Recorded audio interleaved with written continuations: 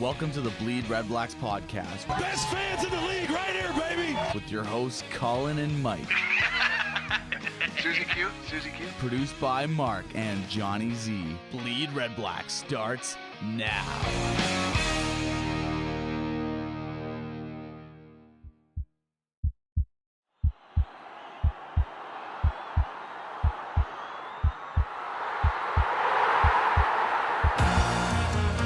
BleedRedBlacks. Gabriel is open in the end zone. Touchdown! The Ottawa fans and players are going crazy. Your number one podcast for all things Red Black. It's complete on the near side. Sinopoli makes the tackle into the end zone. Touchdown! It's Brad Sinopoli. Every season, Back to pass throws. It's intercepted. And this is going to be a pick six into the end zone for a touchdown. It's Jarrell Gavins. Touchdown, Ottawa! all season. First and 10 Ottawa for the BC 30. Here's Burris throwing into the end zone. Ellingson, and it is caught! Oh, what a catch by Greg Ellingson! Hello and welcome to the bye week special. Well, it's not really a bye week, but as Mark put it, it's basically a bye week for awesome teams. So, playoff week one. Welcome to the studio. Season ticket holder Mike, what's going on? It's byway week. I wish. It's not quite Giant Tiger and not quite John Catu. Oh, man. It's bye week. And somewhere carefully slotted in between is Kmart. Wow, Kmart was classic. Still Yeah. Kmart's in the U.S., I believe. I used to only go to Blossom Park to go to Kmart. That would be like my big trip into the big city. You and me both. Yeah? Me from Chesterville, you from Winchester. There was Well the done. quickie across, and there was a Yep. KFC right there. It was like That was 3 for 1. That's white trash heaven right there. A little piece of it for me, And, anyways. and as a kid growing up in a rural area, like I thought that was what like, inner city living was about. Well, yeah, like- we drive there in the station wagon. Yeah. You know, the '77 station wagon Pops had with no seatbelts in it. Perfect. Wood panel, by the way. The Woodies, those are classic though, right? And don't- whose ever idea it was to put wood on the side of a car, it's pretty much amazing. So, I guess so it floats. Yeah. Well, so there you go. We're also joined by producer Mark. Now he's got his hands full tonight.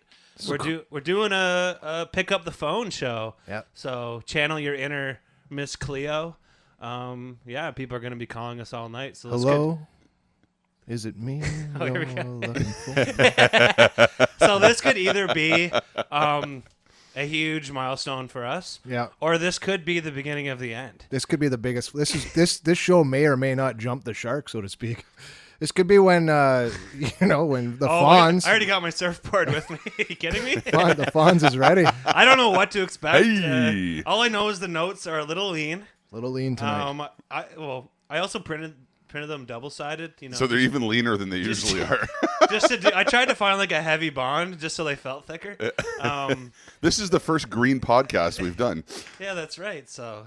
It feels pretty. Actually, it isn't the first green podcast we did. So the but intro is. But the That's the basement tapes. will never be released. That's green for sure.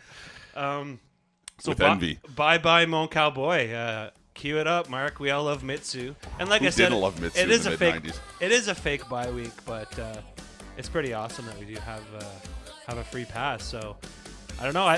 Bye week blues. It was weird not seeing our team play this week, but better than the alternative, I guess. That's right. Those two teams, quickly looking at the scores, obviously our listeners already know, are quite aware that the East Final ended up with 25-22 for Hamilton in a squeaker. And watching that game, some of the notes back and forth with Janine. And as Josh Smith would say, thanks to Money Medlock. But those two teams kind of beat each other up, and at the end of it, I wasn't sure who I wanted to face. Both running backs were starting to get some gel, and I wasn't quite sure who I wanted to face at the end of that game. However, by the time we headed out west Sunday afternoon, sorry BC Lions Den, but I'm not sure if BC was aware there was a game on Sunday, as Calgary walked all over the Lions 35-9, which basically set up that game that we talked about last week, which will be one hell of a game, or HE double hockey sticks, as they say, Edmonton and Calgary. And that should really, that's whoever, and I'm going to be honest with you, whoever comes out of that game I think is going to be a team that's bruised and battered. Of course, we'll be ready Sunday at 1 o'clock here in Ottawa at TD Place. And with Santino in the house. making the trek in from sunny Brazil. And he'll be ready to watch the game. So there's no Santino rant this week. We got a bit of a different lineup for you. There's no Santino rant. He's actually going to just call into the show. Well, he may be ranting. He may rant. Who knows? Hopefully. Hopefully. Yeah, so there's some big news that came out this week for me. Yep. For Mark as well. I'm not sure where your loyalties lie as far as this goes. But the word on the street is that there's going to be a Guns N' Roses reunion. Oh, I'm on that for sure. So the really interesting thing about it is like all these D-bags that used to love GNR, like we're all adults with jobs now. So I'm sure like ticket prices, like I think they should just set them at $500 across the board, and then just so that only our demographic can go and watch the show. Well, that leaves Hamilton out of the picture. And they'll have to have a money back guarantee just in case Axel decides not to show up for another show. Well, that's the other thing, right? But in a way, that would almost be awesome. Like, I paid $500 to see GNR play after a 20-year absence, and Axel stiffed me. Like, that's straight up. That's it. I'm part of history, man. Now, has Slash committed to this yet? I'm sure the Slash. price is right for Slash. I'm sure Come on. Slash is At $500 a ticket, he'll be there. I'm sure Slash's handlers have done the negotiating. Yeah, the guy's a vegetable, right? But Still looks good in leather pants, though. Obviously, so who we doesn't? We all can't say that. Okay, well. Live Nation, though, they're doing their best to get that together, and it's good for them. It's a huge capture for them, and it's a huge moneymaker.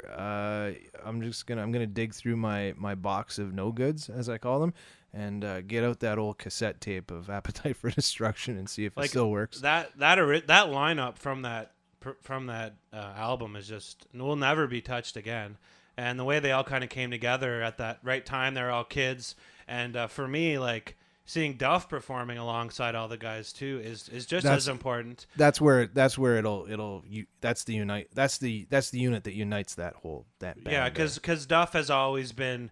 Well, they're all sober now. I don't know if Axel's sober, but they're all with it now, and they're all mature, moved on, and Duff's been very open about his recovery, and he's ready he just wants to play some rock and roll. So if I could hear that bass line from My Michelle live. Yeah. Man, like I'll just put me in the ground. I'll be smiling. Have we confirmed whether or not Rat is opening up or not? I'm just curious. A little round and round. I was waiting for Mark to roll in. That's classic. It's a damn good show. If you knew he was going to call that out, I knew that. Yeah. But yeah, enough of LA glam rock, metal, glam metal rock. It was the death of glam metal. Yeah, it was like the bitter last gasp of glam music. When dudes are doing heroin and pissing their pants, the glam is gone. That's why they wore leather pants, because they're waterproof. The luster has lost its luster. It's loose today. Loose today. So unfortunately, the Fury was disappointed in the NASL final yesterday. But what an amazing performance, and what a great show by their fan base. We talk about how strong our nation is. I'm pretty sure that the Fury have a pretty amazing core themselves. Yeah, they filled up that visiting section and did a really good job representing us down there in New York Cosmos territory. The game was live feed on YouTube. I was glued to some NFL in the afternoon, so I missed out on that. And I was the CFL game at 1:00. So, I think next year, the turnout for that team in the stands will be a little better, and each year they'll improve, and more people become soccer fans here in Ottawa, including myself. I know there's lots of talk about people wanting their women's team to maybe take another shot at it, maybe with a stronger fan base, stronger management. Maybe hopefully they could make a women's team work as well. Anyways, either way, really proud of that group, and awesome for the guys that took the bus down there. If all goes well, hopefully one of our callers tonight, he'll make it back on that bus, right? Yeah, absolutely. I just found the double-sided show notes here, so I'm now able to follow along. This is amazing. Hey, like I've been looking at it like I'm an idiot for the last 5 minutes. I'm like, okay, well, Mike's not exactly following the notes, but he is talking about things I know about. So I was like, maybe he's just trying to take a more of a rogue approach this week. So So obviously last week, Remembrance Day, very important to all Canadians, and really hoping one day we can take one of those holidays from Christmas and throw around the 11th. I think that's where it belongs. Other than that, not to get into specifics, just lots of tragedy in the world last week, and it's important for us to, stay educated, be aware, Be alert. be alert, and just basically be your own media. Let's put it that way. There's lots of resources out there. Educate yourself. Be smart. Be socially aware. And I don't say love your neighbor, but just be good to people, and everything will work out in the end. Is that vague enough? That's vague enough. Okay. That's about as specific as I wanted to get. But That sounds I think good to we me. all know. Anyone who knows. So there was a free Sam Roberts concert TD Place. What, David Usher wasn't available? No, he was actually begging for change out front of Casino Rama. Oh, he was locked into the Gloucester Fair show. So anyways, No, yeah. they're actually prepping the Moist reunion. Apparently, it's gonna pack the Dom and stuff. Amazing. I had to, anytime I can make a David Usher joke, I will. But Sam Roberts, I've seen him live a few times. He's always fun. So only because I'm Rain Man. Last time you made a David Usher joke on the podcast was our Grey Cup special. We're talking about seeing all the amazing Canadian artists, and Wow. If David Usher ever heard the show, he'd probably just punch me straight in the face next time he sees me. What do you mean if? If one listens. Nobody listens to this damn thing. Just us. Anyway, so Free Sam Roberts concert was put on by local laborers union or something. Yep. And it was kind of like a first come first serve thing. So that's kind of cool. A few dudes I work with went, and Opening up TD Place. yeah, they said I think it was in the arena. Probably. He was pretty vague about it, but anyways, apparently he had a good time, and I love that kind of stuff. So Free's good. Free is good, and whether you like Sam Roberts or not, in my mind, I kept thinking it was Matthew Good. I don't know why. Those two are interchangeable for me. I don't know why. I would have been there. But yeah, good times. So no Mitsu, unfortunately. No Mitsu. But don't worry, Mark's got that in the queue already. I think OSEG should really look at bringing Mitsu out of retirement and doing a little reunion concert at TD Place. I'd buy 5 tickets myself. There you go. Just a suggestion. Okay, well, Big part of my childhood there. I guess if you charge Mark, $15K for each ticket, you can probably make that happen. Right? Amazing. Well, we'll see. Lita Ford going to open? Ooh. Just another Let's make that a blockbuster. That's a Vegas quality lineup right another there. LA glam metal rock reference. Just trying to Yeah. load them in there. I follow Lita Ford, by the way, on Twitter. It's a good follow. They're actually going to be offering a 4 o'clock matinee as well. The only person listening right now is Rich. I'm going to tell you right now. We're talking metal, and I think it's like Rich, and that's it. Thanks for listening, Rich. If you want to join the metal show next week, we'll be back. Meanwhile, Skinner's like, I'm way more punk than you guys.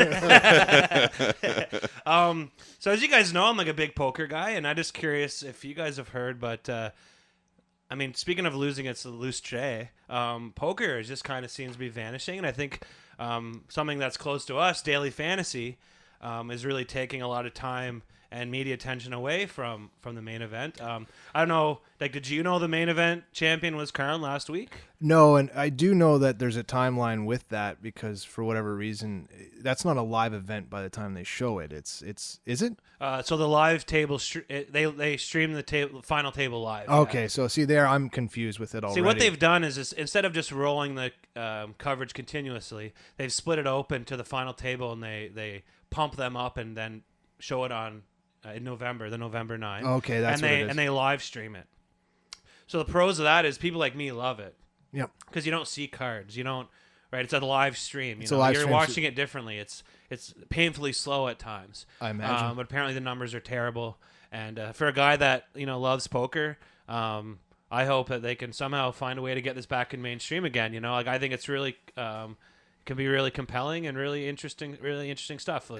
And meanwhile, DraftKings Daily Fantasy is looking for they will be pulling off a live draft event in Las Vegas by sometime in January, I believe. Cool. I'm not completely aware of when that is, but it's a win to get in. It's the same tournament, climb the ladder. I mean, you're on Daily Fantasy, DraftKings. It's like being on a poker site. You're playing in ladders to build yourself up into larger tournaments, and the way it usually works. It's being fought by Congress. It's being fought by the powers that be. So it's right in there. We're gonna have hopefully a gambler, a pro guy on soon. Well, I'm sure. I mean, I haven't read too much about this, but I guarantee that Sheldon Adelman is against it. He's a dude from Vegas who's all for brick and mortar. He's the same guy that threw a wrench in poker, the same guy that threw a wrench in the UIGA back in the early 2000s. He's the same guy that thinks brick and mortar are the only future for DGen. So obviously this guy has more money than brains. And I'm using air quotes because I'm going to use the family air quotes in New Jersey as well. Wants to make sure that doesn't see the light of day. So I'll leave it at that. So. We have a guy coming on later who maybe we can talk to him about that a little bit, get a little different perspective. So I'm not the only. Well, come on, you're a DGen in your own right. Yeah, and he's my fellow DGen. I'm like the only DGen in here. I'm like, wait a minute. I look over at Mike. He's got this little smile. He's thinking about wagering right now. Well, I'm going to tell you something. I hadn't bet on UFC in a long time, and I heard one quote from a live show I was listening to on Sirius XM Fight Radio on last week, and I bet against Ronda Rousey at 8.5 to 1. So I cleaned up on the weekend. Cool. And that check should be arriving in my mailbox soon. To speak quickly about that fight, yep. I love that the women's sport is getting a higher profile or as high as the men's sport. It's not too many other correlations like that in professional sport. So maybe that is kind of a good stepping stone and moving forward. MMA, may progress where men and women actually may have some payment equality or coverage equality. Yeah, and it's tough because you look at that fight and there was a lot of money that was exchanging hands there, obviously, and the rematch will be set because it's in the contract. And I'm one to believe that Ronda will have a hard time a second time around as well. Okay. That was just amazing. There was a crazy 8 minutes of fighting that I cashed in on, so thank you very much. Yeah, Blue Jays are cutting the budget and crushing souls. This is so Toronto. Yeah, well, it's very Toronto. It's like as soon as things get going good. And that bathwater's dirty out. It goes with the baby in it. And by baby, I mean Bautista. Anybody else that's not tied down, right? So it's a big thing. And you're right. It is a bit of a Toronto thing, but Rogers wants to balance the books, and I think they, I don't know. I was listening again, listening to some of that MLB radio, and it should be an interesting year for pitchers heading out into the open market. And there's already, and it's, who knows? I mean, it's still so early to talk about where teams will end up 4 to 5 months from now. But March, April is a very good time to start assessing absolutely what's being pulled out of the contracts and who's going to match what. And so MLB is such a well, it's weird. A year ago today, if we were having the same conversation with the Blue Jays, right? Mm-hmm. I mean, think of it was a totally different puzzle at that point, right? So it's so weird. I mean, it's such a long season, but regardless, just to let that leak, like at this point, after people are already kind of fired up that the man that got you there, you showed him the door for kind of emptying out the cupboard. But if the meal's delicious, who cares what's left? But it's also it goes back to that media hype too. It's in Toronto, you're under the microscope, so any little and if or but gets magnified. So again, I'll wait till March or so, see what's going on when it comes to free agency. What we're gonna do now is we have Janine coming up. She's doing Around the CFL Playoff Edition, which I'm gonna find interesting. I got to listen to that. Her take on the West semifinal that I did not watch. And Johnny Z has a segment coming up. We're going to drop that segment now. We're going to drop all these segments at you and then pick up the phone, people. Dial in. This is a PBS funding drive, actually. I'm not going to lie to you. Pick up and donate to the Bleed Red Blacks podcast. Movember. Okay, Movember too. Mike's Movember page. My lamb chop. There we go. my dirty mustache. So, Bytown Beats. I guess I'll get into that. once again, brought to you by the one and only Johnny Z putting this together. The band is called Still Native. They are a two-piece blues rock duo. That sounds familiar. A little bit of it's a big Black thing. Keys. Little Black Keys there for you. Consisted of two band members, Pat Steele on guitar and vocals with Max Savage on drums. This week's song is called Private Eye. Of course, you can find them as usual, stillnative.bandcamp.com. And again, I didn't get to listen to this, so I'll hear it for the first time coming up here in a few minutes. So we like to wager, right? You and I? Yeah, let's do it. Chances that Max Savage is his real name. Maximum Savage. Yeah. That's like Wonder Years on a loop, man. That's amazing. Pat Steele. Another one, right? Right? I don't know. Shout out. I'm taking that money. I'm not taking it. And that's it. So what are we're gonna wait for the phone to ring here. I think we're just gonna blast into this. Maybe let's shoot her to a bumper. Get into Yajin and stuff, and then hopefully people will start calling us. So pick up the phone, folks. Pick up the phone. Pick it up, folks. Hey guys, thanks for listening to the Bleed Red Blacks podcast. Check us out at bleedredblacks.ca for blogs, photos, and podcast archives.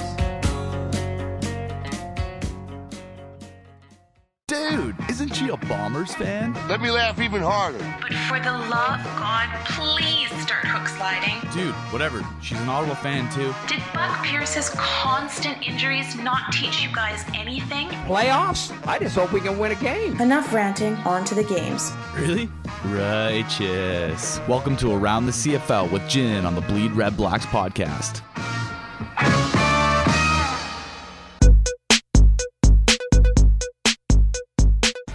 It's November, and you know what that means. Playoff football. Cold, blustery, snowy playoff football. Bundle up, fans. Or maybe not. 14 degrees and sunny in Hamilton for the East semifinal, and 14 degrees and sunny in Calgary for the West semifinal. Fingers crossed, our nation, that we are treated to this kind of weather next week. I had hoped to be in studio with the boys to do a playoff wrap-up, but life got in the way, and I just couldn't make it. So it's an Around the CFL playoff edition instead. The Eastern semifinal matchup was between the Toronto Argonauts and the Hamilton Tiger Cats at Tim Hortons Field, where the Argos have still not beaten the Tiger Cats. But this time, they were taking on a battered Hamilton team who have really been struggling, particularly these last few weeks without Zach Collaros. And the Argos, of course, had the veteran soon-to-be Hall of Famer Ricky Ray back in this game. The Ticats went with Jeremiah Masoli under center. He had a pretty quiet game and wasn't terribly effective in generating points, finishing the night with only 141 yards, 1 touchdown, and 1 interception. Big weapons like Luke Tasker and Terrell Sinkfield were quiet. But to help Masoli out a little, the Ticats, who are notorious for not running the ball, did some damage on the ground as CJ Gable rushed for 89 yards and Masoli himself rushed for another 58 and a touchdown. On the other side of the field, the Argos weren't exactly tearing it up on offense either.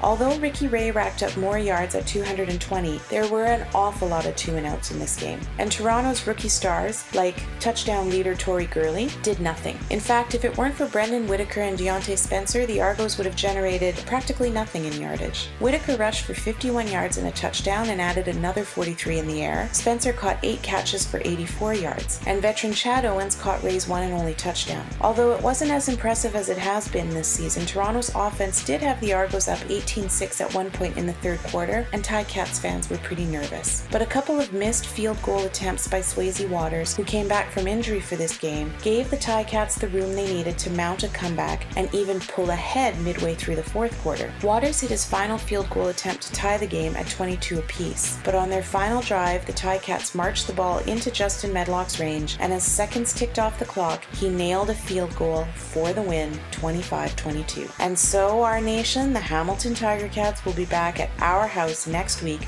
to take on the Red Blacks. A couple of things to look out for. Coach Austin has already said that Masoli will get the start, and a couple of key Ticat players look pretty roughed up. Linebacker Simone Lawrence came on and off the field a few times. Defensive end Eric Norwood left the game and came back out on crutches, and Terrell Sinkfield rolled his ankle and had it wrapped up along the sidelines. The Cats are battered, and they will be facing a rested and healthy Ottawa team, but they are clearly hungry to get back to that Grey Cup, and I do not underestimate them at all. With the season on the line, it will be an emotional Eastern final next week. On to Calgary, where the Stamps took on the BC Lions in the Western semi-final. Under Jonathan Jennings, the BC Lions have had a bit of a resurgence in the back half of the season, peaking at just the right time, as they say. BC Lions fans were daring to believe that the team, who had to fight off the Bombers and the Alouettes for a playoff spot, could play the role of spoiler and take the game to Calgary. But those dreams were dashed early on as the Calgary Stampeders put on a clinic on how to play a playoff game. Jennings was picked off early by Raymond Keon, who took it in for a touchdown, and frankly the game could have, and probably should have, ended there, because nothing went well for BC from that point on. In the second quarter, Jennings went down hard on his shoulder, and the team suspects that he has a broken collarbone. Travis Lulay came into the game to finish it off, but he did not look great. 10 of 19, 119 yards, and a whole bunch of overthrown balls. Bo Levi Mitchell and Eric Rogers, on the other hand, spent the game playing catch with one another. Rogers, who was unbelievably overlooked as an MOP candidate, hauled in 2 touchdowns for his quarterback. Mitchell had a respectable game, 15 of 24 and 199 yards. He may have felt a bit more rushed than normal as 2 of his O-linemen went down to be replaced by D-linemen who, let's face it, aren't exactly used to protecting a quarterback. Still, that stitched-together O-line was able to give Mitchell enough room, and he did not get sacked once this game. And that right there is the key to the Stampeders' success. It just doesn't seem to matter how many injuries they suffer. The next guy steps in and gets the job done. Unbelievable. Speaking of the next guy, Jerome Messam was in this game at running back while John Cornish continues to recover from a concussion. Messam had a monster game, 66 yards rushing and another 81 in the air, including a very impressive long of 61 yards where he essentially ran over 2 or 3 Lions and set up the touchdown that was the proverbial nail in the coffin of the BC season. Calgary wins this one 35-9 in a very lopsided game, and I have to say those Stamps look hungry. So if I were an Eskimos fan, I'd be a little bit worried after what I saw today. Now that said, the Esks have already had 2 weeks off, and by next week's Western final they will have had 3 full weeks without a game. Big question, will they be well rested, or will they have to work out some rust? We'll have to wait and see, but the Battle of Alberta is always passionate, and I expect nothing less next week. Well, that's it for this week's playoff edition of Around the CFL. Before I go, I just want to say a big, heartfelt congratulations to Henry Burris, Brad Sinopoli, Sir Vincent Rogers, and head coach Rick Campbell, all nominated for Shaw CFL Awards. More nominees on the Ottawa RedBlacks than on any other team. What a team we have in the nation's capital, my friend. What a team. Remember to tweet us back with your thoughts about your league and about the playoffs at BleedRedBlacks and at Ottawa J. Here at Bleed Red Blacks, we love our football, but we also love the music our great city has to offer. It's the Bytown Beats local music spotlight segment on the Bleed Red Blacks podcast. Today's featured artist, Still Native.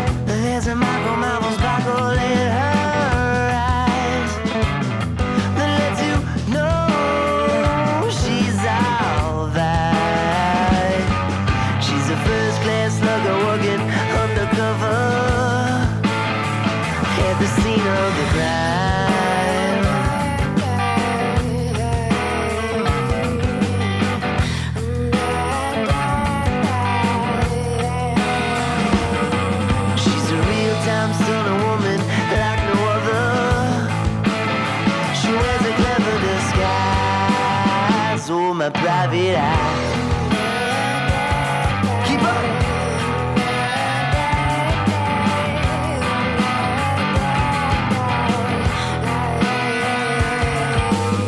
Silver lining at the collar, Bass and Beauty put together all them good. She traced them back to you.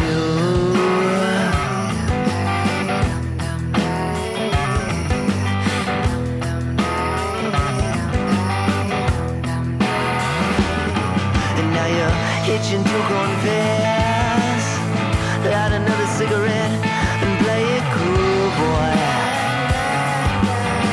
Yeah, play it cool.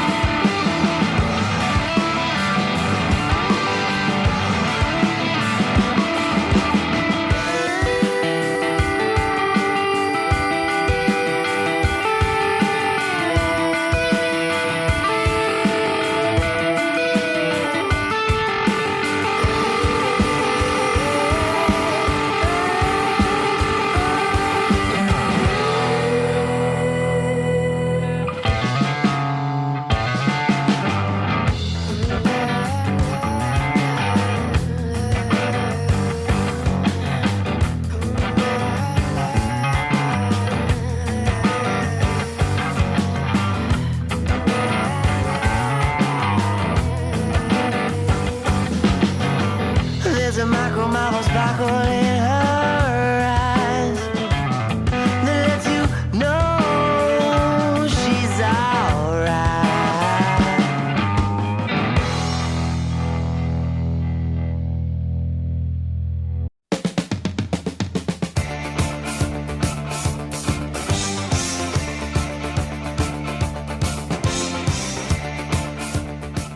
The Bose. Here The we Bose go. is cold. Beer on ice, pizza. I'm actually using old show notes for our plates. So talk about going green, right? Yep. Skinner, what's up, buddy? It's still connecting. He hasn't answered. Oh, yet. yeah. Well, we're new to this. Strike one. Strike one. Welcome to the Bleed Red Blacks podcast, brought to you by. Can you hear me now? Can you hear me now? Brought to you by amateur broadcasters. As Mike headbutts the microphone. No, he's not answering. I'll try him one more time.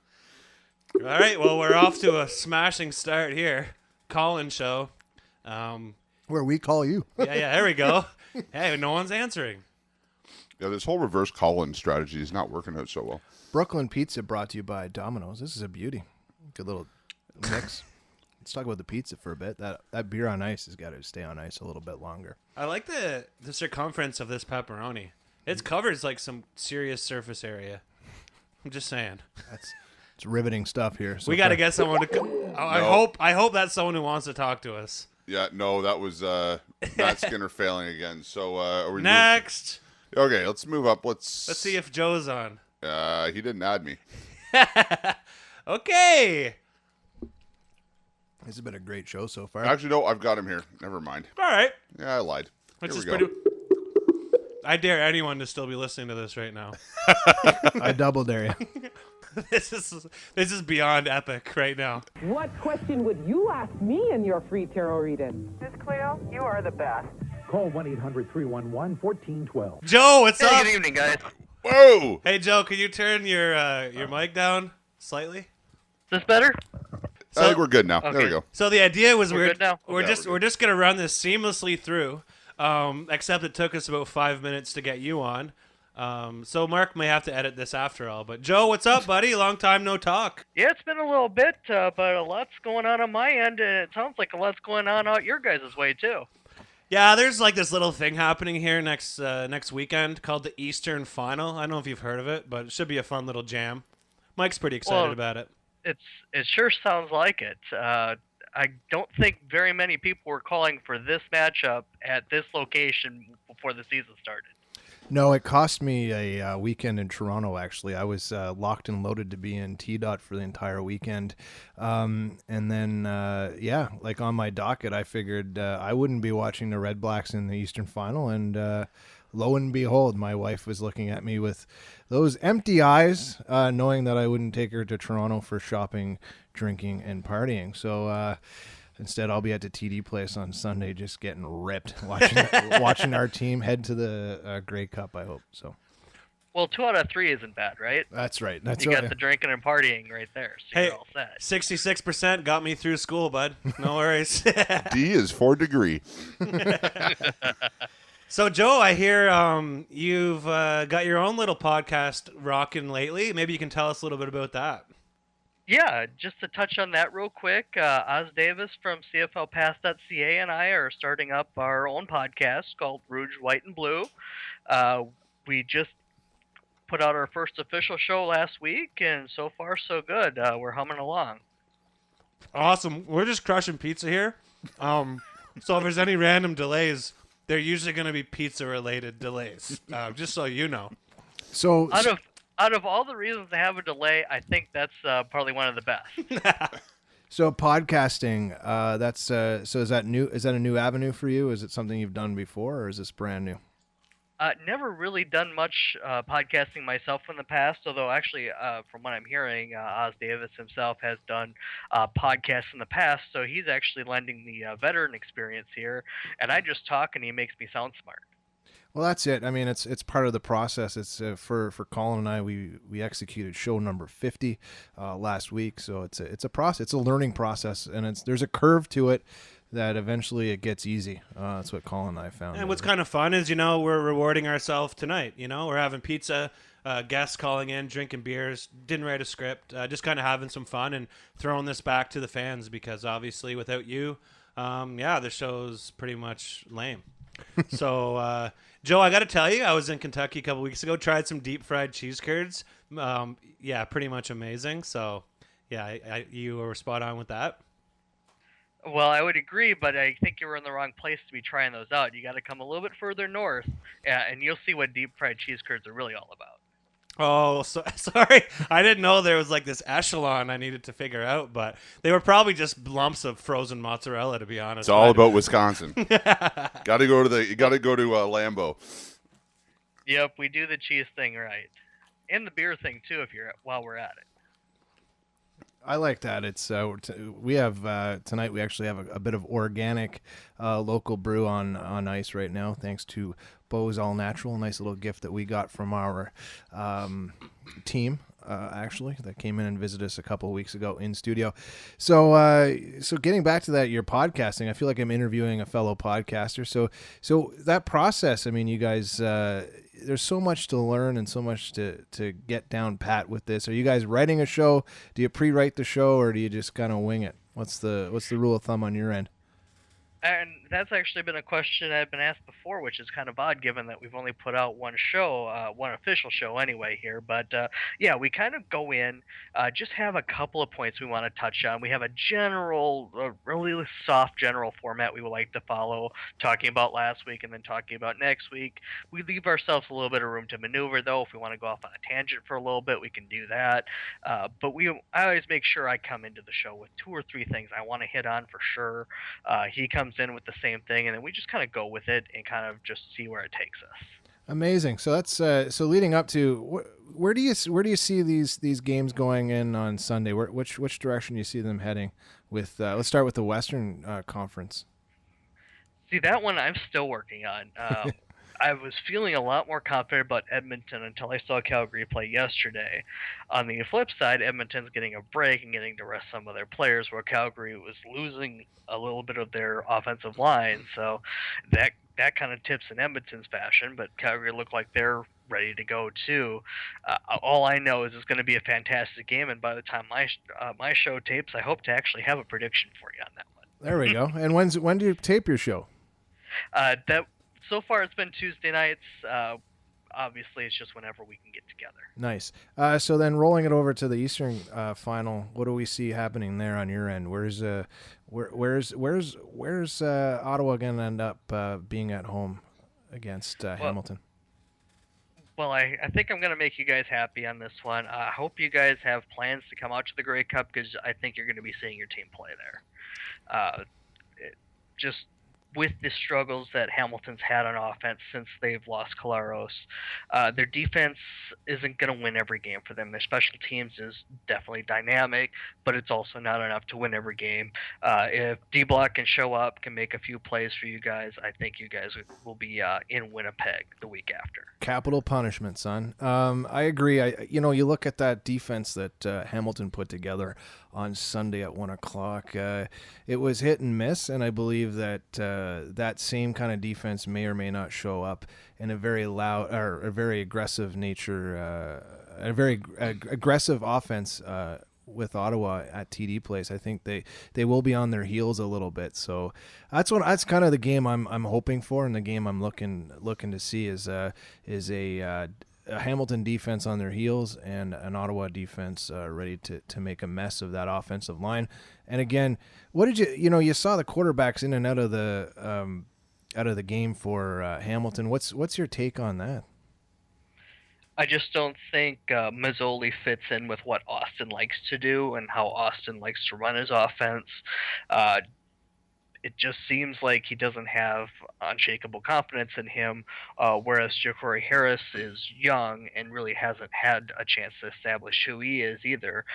So Hamilton's between a rock and a hard place. If Jeff Matthews is healthy, I'm sure Austin will go right back to that because he's seeing Matthews and is comfortable with what he can do and can try to coach toward his strengths.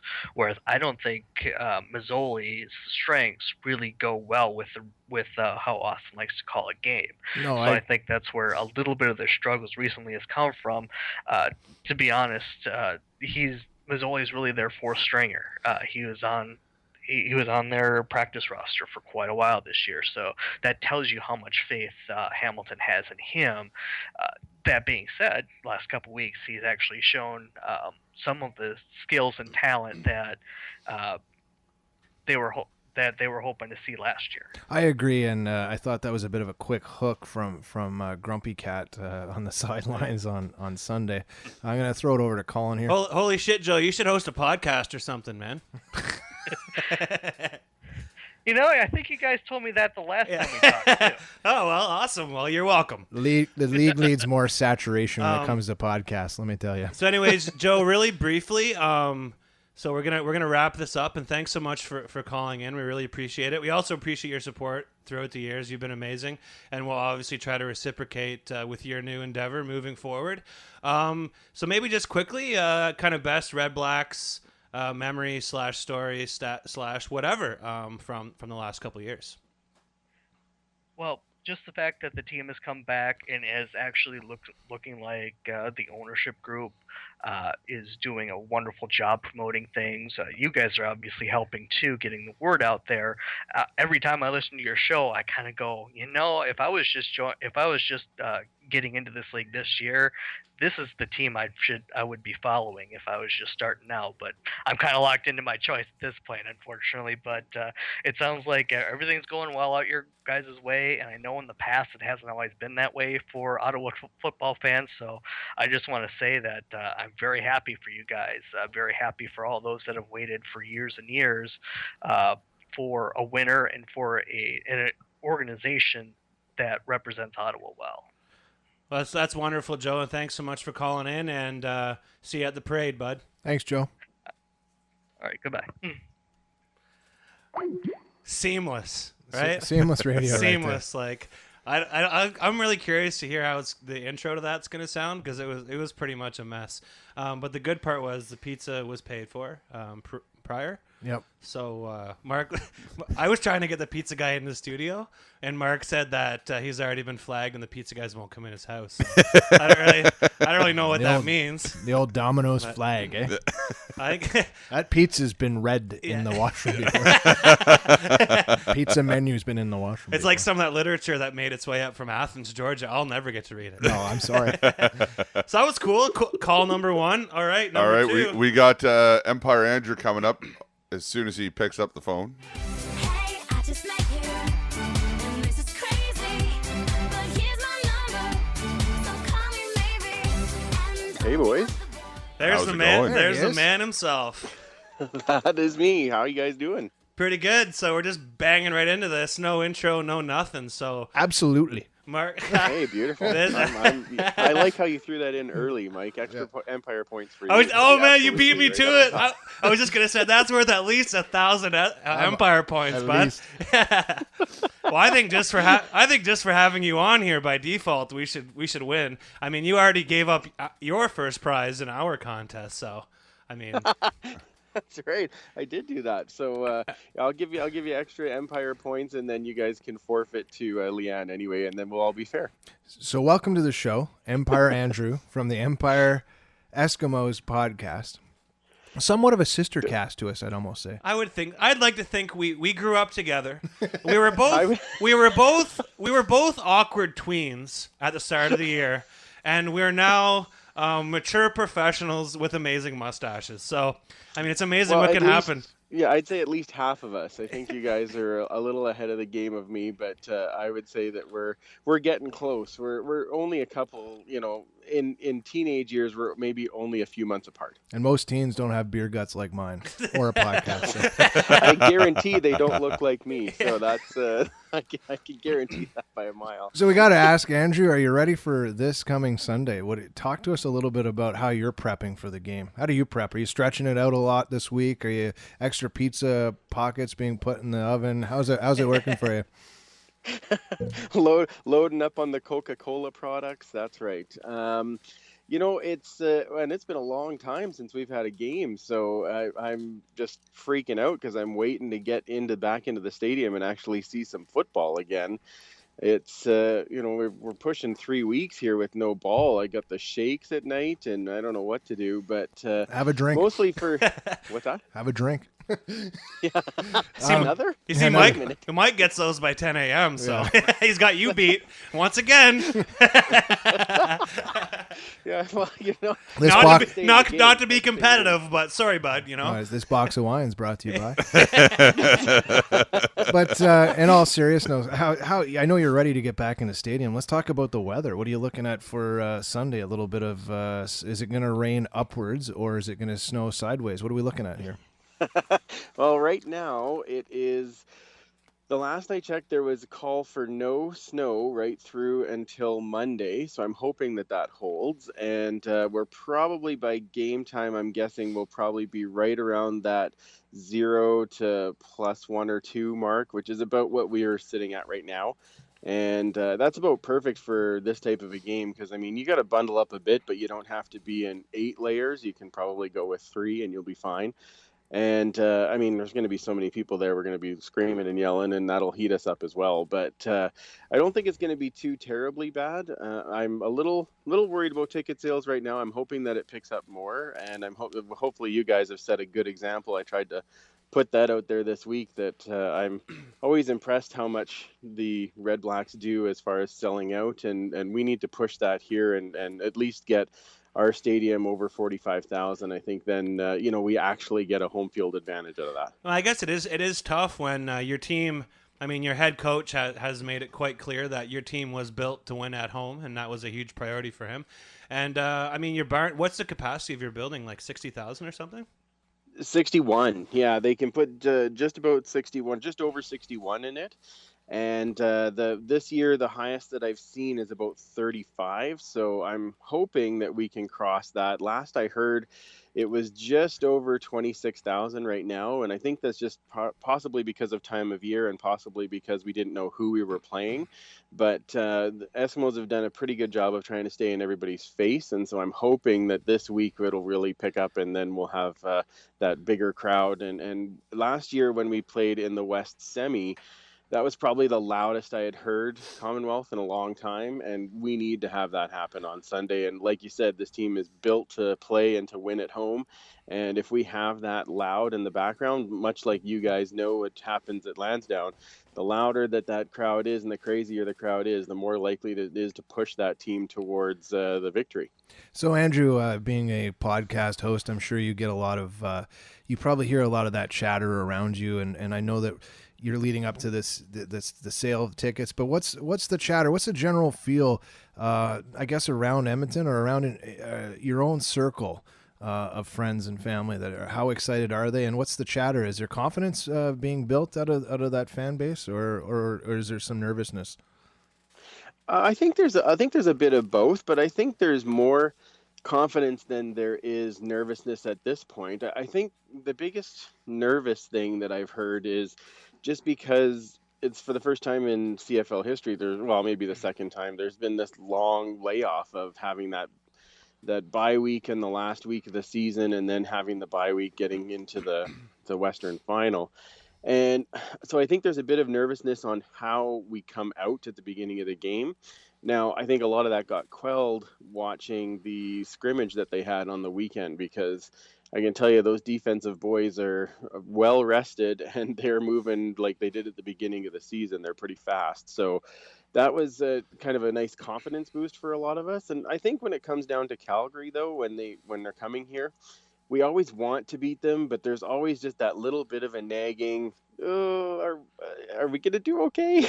And so I would say overall it's confidence, but I think there's just a little bit of nervousness just to see. And once it gets started and we actually see them start shooting the lights out like we expect, then I think we'll be a little bit better, a little more confident, a little more comfortable. The only thing I'm worried about is with like weeks and weeks of tailgating, what shape are the Section O boys going to be in by the time that ball is kicked? Right, like that could be a long road to hoe there. First of all, they're still alive, right? I think so. Last I checked, yes. They were still around, and they're still with us. And I probably a good thing that the game starts at 2. I think if it started anywhere later in the day, I don't know how much of it they'd remember. So we'll go with that they'll be around and up in the corner yelling away there. Yeah, obviously we're just joking. They're a good group of fan supporters. So yeah, definitely best of luck to you guys. I know we're feeling pretty positive about your team, and the fact that you guys were able to squeak in that home advantage is awesome. I guess lastly, I'm just wondering, it's kind of neat for us in Ottawa here to kind of hear people's perspectives and point of views of the Red Blacks season in the last couple seasons. And we just had Joe Pritchard on before you. He raised the bar pretty high, so your answer better be awesome. And since you you host a podcast too, as does Joe now, so Yes. no pressure, but just pretend this is like your Miss America moment, all right? So if you could save the world, no, I'm joking. What's give us one kind of memory or positive thought on the Red Blacks, whether it's this season or last season or the organization or the podcast or just whatever. Tell us something about something awesome that this organization's, I guess, done for you the last little while. Well, I really think that the Red Blacks are going to bring world peace. That's what I think. Oh, wait, no, not the Miss America question. Okay. You're no offense, but you bombed the bikini segment. I knew it. Here she comes, Miss I America. was so worried you were going to ask me to spell something. The only guy with a one piece in the contest. That was a bikini? I would send that picture, but that might scar you all for life. That was a bikini? I thought he was wearing a sweater. Sweater thong? It's okay, I love you. Wow. That's not bad. Jeez, we're really going to... Okay, well, here's my actual memory over the last couple of years.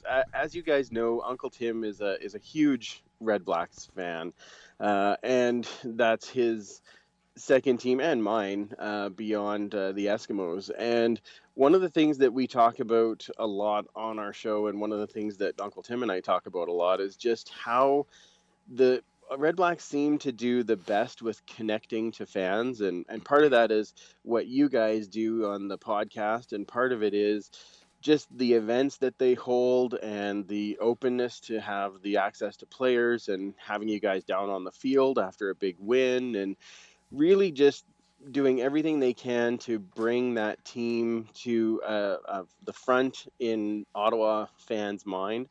And I just love that. I think that it's a huge part of the success of the Red Blacks. And I think it's also it's a great thing for the CFL, because we need to have more fan bases that are connected like that and excited about it.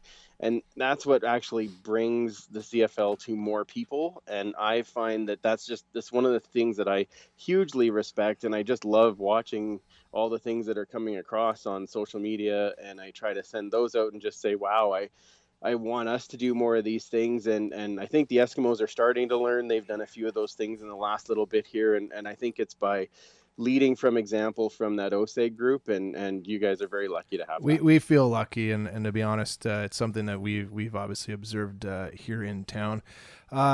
Andrew, thanks for putting out an awesome podcast in Edmonton. Honestly, it feels great to have a sister cast like you guys out there, and you're a great host, and you're always a great guest on here. And don't worry, I won't make fun of your sweater anymore. You can have me on the show next week and make fun of me if you want. I was gonna say we got to set up the game preview for next week, right, boys? Yeah, that'd be swell. Let's too soon. That's too soon. Too soon for you. I'm still running that game preview. You didn't have your funeral yet? Not yet. Not yet. Another victory for us. If you need some funeral music, let me know. I'll stitch something together for you.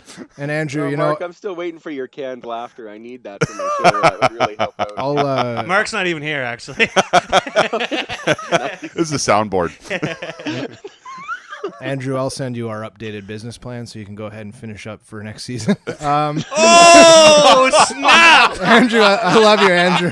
It's 2 down now. Was it that introduced you guys to featured fans again? Oh, yeah, that's right. This sister cross promotion has done pretty well, I would say. Yeah, hey, Andrew, just follow the notes, bud.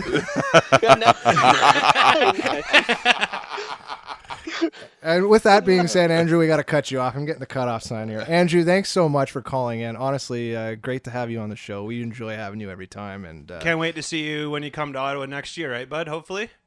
Absolutely. All right. And thanks for having me, boys. We'll talk to you next week. Anytime, buddy. Thanks, Andrew. Cheers, brother. Yeah, bye. All right. Well, I guess always great to talk looks to like him. I guess the pizza and the beers are Going starting to down, work. going down, Rain. That one was a little looser than the first, and I feel we're going to be progressing that way. Yeah, it was great to. I'll take the mic here for a moment while you open up the rest of the beer. In all honesty, I know I kid with Andrew, but it's great to have just this young podcast. Well, I mean, he started the podcast this year, and he's done nothing but good things with it, and that's always great. Because if you're running one of these CFL podcasts, you know, thank you for the beer. You know how hard it is to put this together every week, as we struggle here getting beers out to everybody in studio. I guess we got a call coming in here in a moment, but this is a neat concept, doing the call-in show and just hearing from new podcasters and it was important to me because you guys know the effort we put into these shows, and we have so much fun in here even when it is formal. I just knew that us getting down here without notes, talking to the fans would be a blast, and we're just getting started, and that was pretty classic. I don't know if I like the sweater rip better or what, but Andrew was great. So no, and he knows I don't mean it. I'll send him a I'm sorry message later. Oh no, he's a good sport, so he's doing a great job in Edmonton. All right, producer Mark, who's up next? Fire it up. We got Cole Shelton up next, so let's see if we can get him on the horn here. Pick up the phone, oh yeah. Pick up the phone, oh please. I need your voice again. Hearing your voice again. Cole, what's going on, man? Nothing. How are you? Pretty good. Welcome to the show. You're live. So yeah, you watch your mouth, young man. All right. It's finally good to hear your voice. You've been a very positive supporter of this show. We love your insight. We love your stats. You throw us every once in a while. So thanks for taking the effort tonight and giving us a chance to say hello. You're welcome. Hey Cole, thanks for rubbing it in that you went on vacation to Italy too. Like, thanks for putting those pictures up. Those looked awesome when I was sitting in my office. Yeah, that was a school trip. We went with like a bunch of students there too. So you're enjoying this, I guess, the rebirth of Ottawa football. Tell us how you ended up being such a fan of CFL / Ottawa RedBlacks. Kind of give us a little bit of background on Mr. Cole. So basically, I live like 40 minutes from Toronto, and a bunch of my friends are Argos fans, and I never really had a CFL interest. Like, I'd go to the odd Argos game, but I always loved Ottawa. Like, I've loved the city, and then when I found out their team was coming back, I just jumped on board and became a CFL fan. Again, yeah, you're basically describing me. Yeah.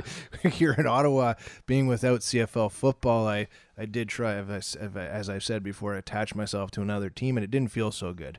It didn't remind me of the old Rough Riders. But having the Red Blacks back, I jumped on that bandwagon early, and I think we got to make room right now, eh, Cole? Like, do you have any friends around you that love the CFL and are now saying, "Oh, it's time to watch Ottawa," or what's the word? I have like 2 friends that are Argos fans. So I was giving them a tough time today about them getting out. But yeah, I'm trying to convince them to come to watch Ottawa and cheer for them now. Knowing people from Toronto, the fact that Ottawa is succeeding this year, I'm sure you'll have lots of people wanting to wear Red Blacks gear there next year. So. Hopefully. So you had a couple of stats for us you gave us this week. Anything else come across your plate that we should be worried about or on alert for when it comes to statistics? Our BleedRedBlacks statistician. That's him, yeah. As I get that out through a few beers. I have 2. All right, let him go. Let's hear how bad they are. So basically, for the East, like in West semifinal, the home teams dominated that one too. It's 31 wins, 12 losses for the home team. All right, so that's not bad.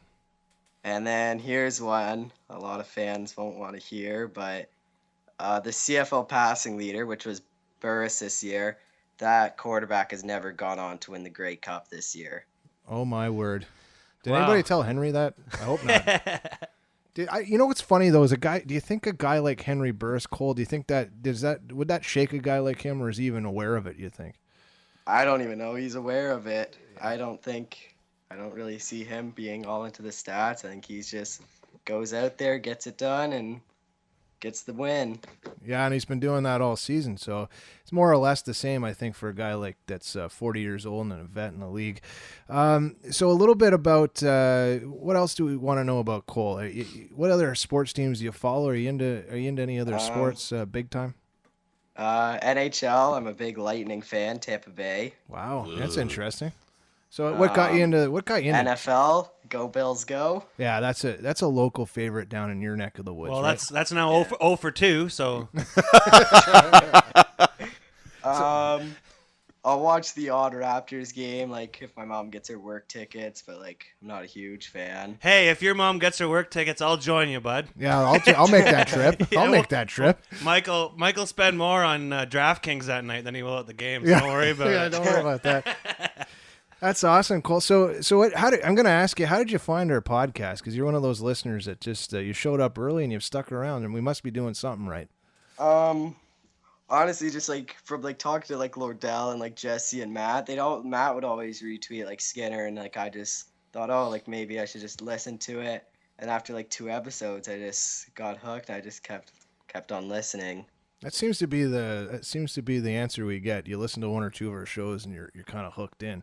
It's getting new listeners. That's the tough part. Cole, Yeah. I also want to congratulate you on like kicking some serious ass in CFL Pick'em this year. Like, wow, man, Yeah, you're doing pretty good Just there, a bit bud. better than you guys. Just a bit better, yeah. Let me ask you, are you old enough to translate that into pro line winnings? I don't even know. I know you're a young lad. Does that? No, but I can get my dad to do that. I like that. You know, it's all about family on this podcast, Yeah. and that just shows you the strength of family in CFL and gambling. So. Yeah, and if you need me to buy you some tickets, I will, and I'll send you a picture of it. You'll have to get Mark to buy you a pack of darts because I'm not doing that. But I'll get you your pro line coaster and I'll get you your 4 of bows and you can be on your way. Yeah, you did unbelievable at CFL Pick'em. I mean, you must be you're really dialed into the CFL. So I'm going to ask, and I asked this of a couple of CFL fans around the league when I'm talking to them privately. How do you digest all your CFL news? It's always something I'm curious. I know you listen to our show, but where else do you pick up CFL news? I mean, I find the papers personally. The papers aren't that great for news. So what do you do? Well, Argos isn't hard to get news. It's just always in the paper, on TV, like Argos did this, and Hamilton, same thing. That's not far. That's like an hour and 10-minute drive. But out west, it's just getting people to know on Twitter, and like Deb and like just them just tweet about the Stampeders and stuff, and Yeah, just getting to know. Isn't social media great for that? I mean, there's a 2-generation gap between you and I, but I didn't have that growing up. I had to read box scores in the Globe and Mail, so I feel a little bit dated. I had to dust off the old Globe and Mail, snow off the Globe and Mail in November to read about who. And I won wouldn't the Grey care. Cup. I wouldn't care if the paper was 2 weeks old. I'd still read all those stats. And imagine what Pinball Clemens looked like running that 35-yard touchdown. You know, so yeah, the times have changed, right? So good on you. And what's your take on social media for a young man like yourself? You're dialed into the sports aspect of it, and Facebook is that pretty much a majority of where the young people like yourself dial in for sports news? Yeah, it's that, and like just like all the apps like TSN, Sportsnet, all those apps, and just getting that way. It's easy to get a lot of information now. Yeah, when I was your age, if somebody told me I could watch a Leafs game in the palm of my hand on a phone, I would be like, "You're out of your mind, man!"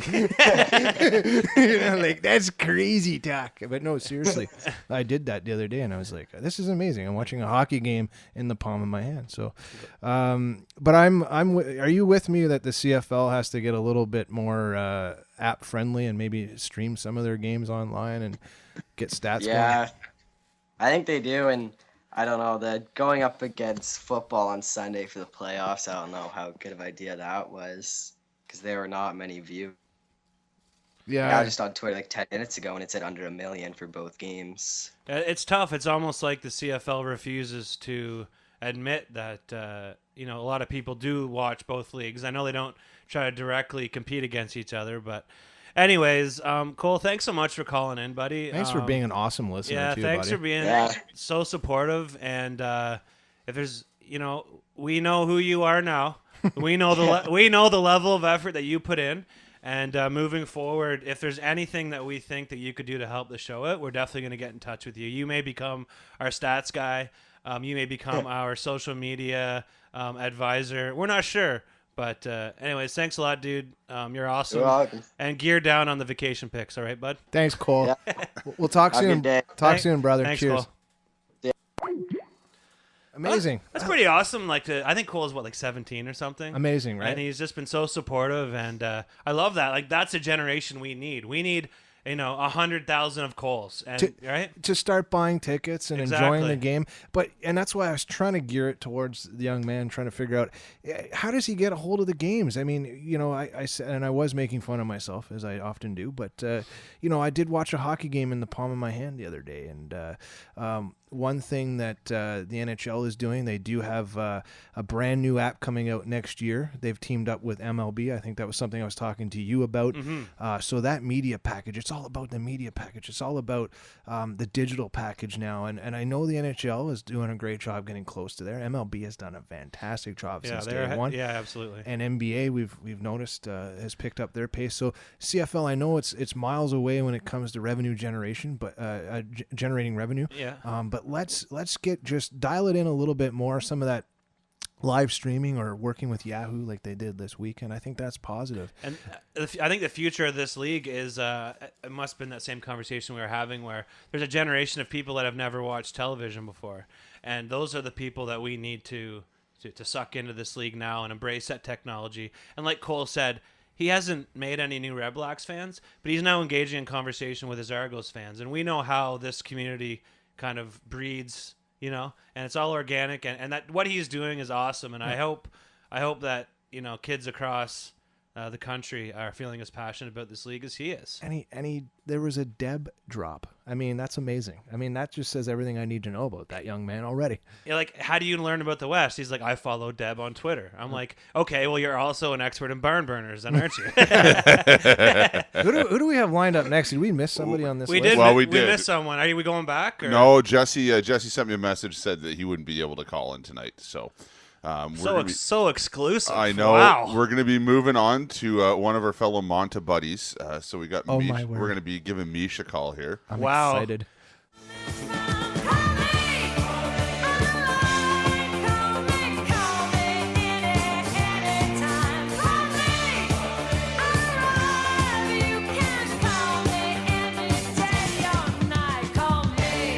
This could be epic. $10 says he. Mark.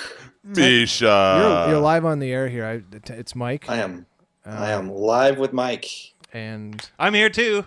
Hi. Hey, Hi, Super D. Hey, Misha, I know you. How's it going, bud? Oh, I know you too. I'm doing good. How are you? Hey. Hey, how's she going there, eh? Oh, she's going good. It's Monday night. So, Misha. Talking with the boys from the BleedRedBlacks. So maybe you don't know, but we got this little podcast thing we do. And I think you would be our biggest supporter who no, wait, let me finish now. Yeah, let me finish. Let him tell the jokes around here. I'll host this show, okay, if that's okay with you. You may host shows for big wigs, but we host the little shows down here. Just follow the notes, all right? Okay. But you are our biggest fan who openly probably knows about as much about football as we know about like taking care of our bodies. As I drink beer and eat pizza. So That's true. It's true. I know absolutely nothing about the CFL, football, hockey, just sports in general. I'm at a low threshold for any knowledge of sports of any kind. So there you go. But I do love you guys. It's true. I love you guys the most. How's your cat? She's right here. She's sitting right with me. Little Benners is also one of your biggest fans. I know she is. I can tell. We were talking about. We haven't had any late night chats lately. Misha. Oh God, I know. no. What's going on? You could Am I have not called me this weekend. Am I not staying up late enough? Basically one long night. So you could have called me anytime. Maybe I'm not staying up late enough. No, you're not. You're showing your age, Mike. I know. I know. Because I don't waste any time sleeping on the weekend. That's for sure. Who killed Laura Palmer? Oh. Where's Who the killed show? her? Yeah. Some would say it was the demon in all men, or if you wanted to take it literally, her father. Yes. Yeah. So that's the straight answer. I knew we couldn't go a whole podcast without me saying literally. So.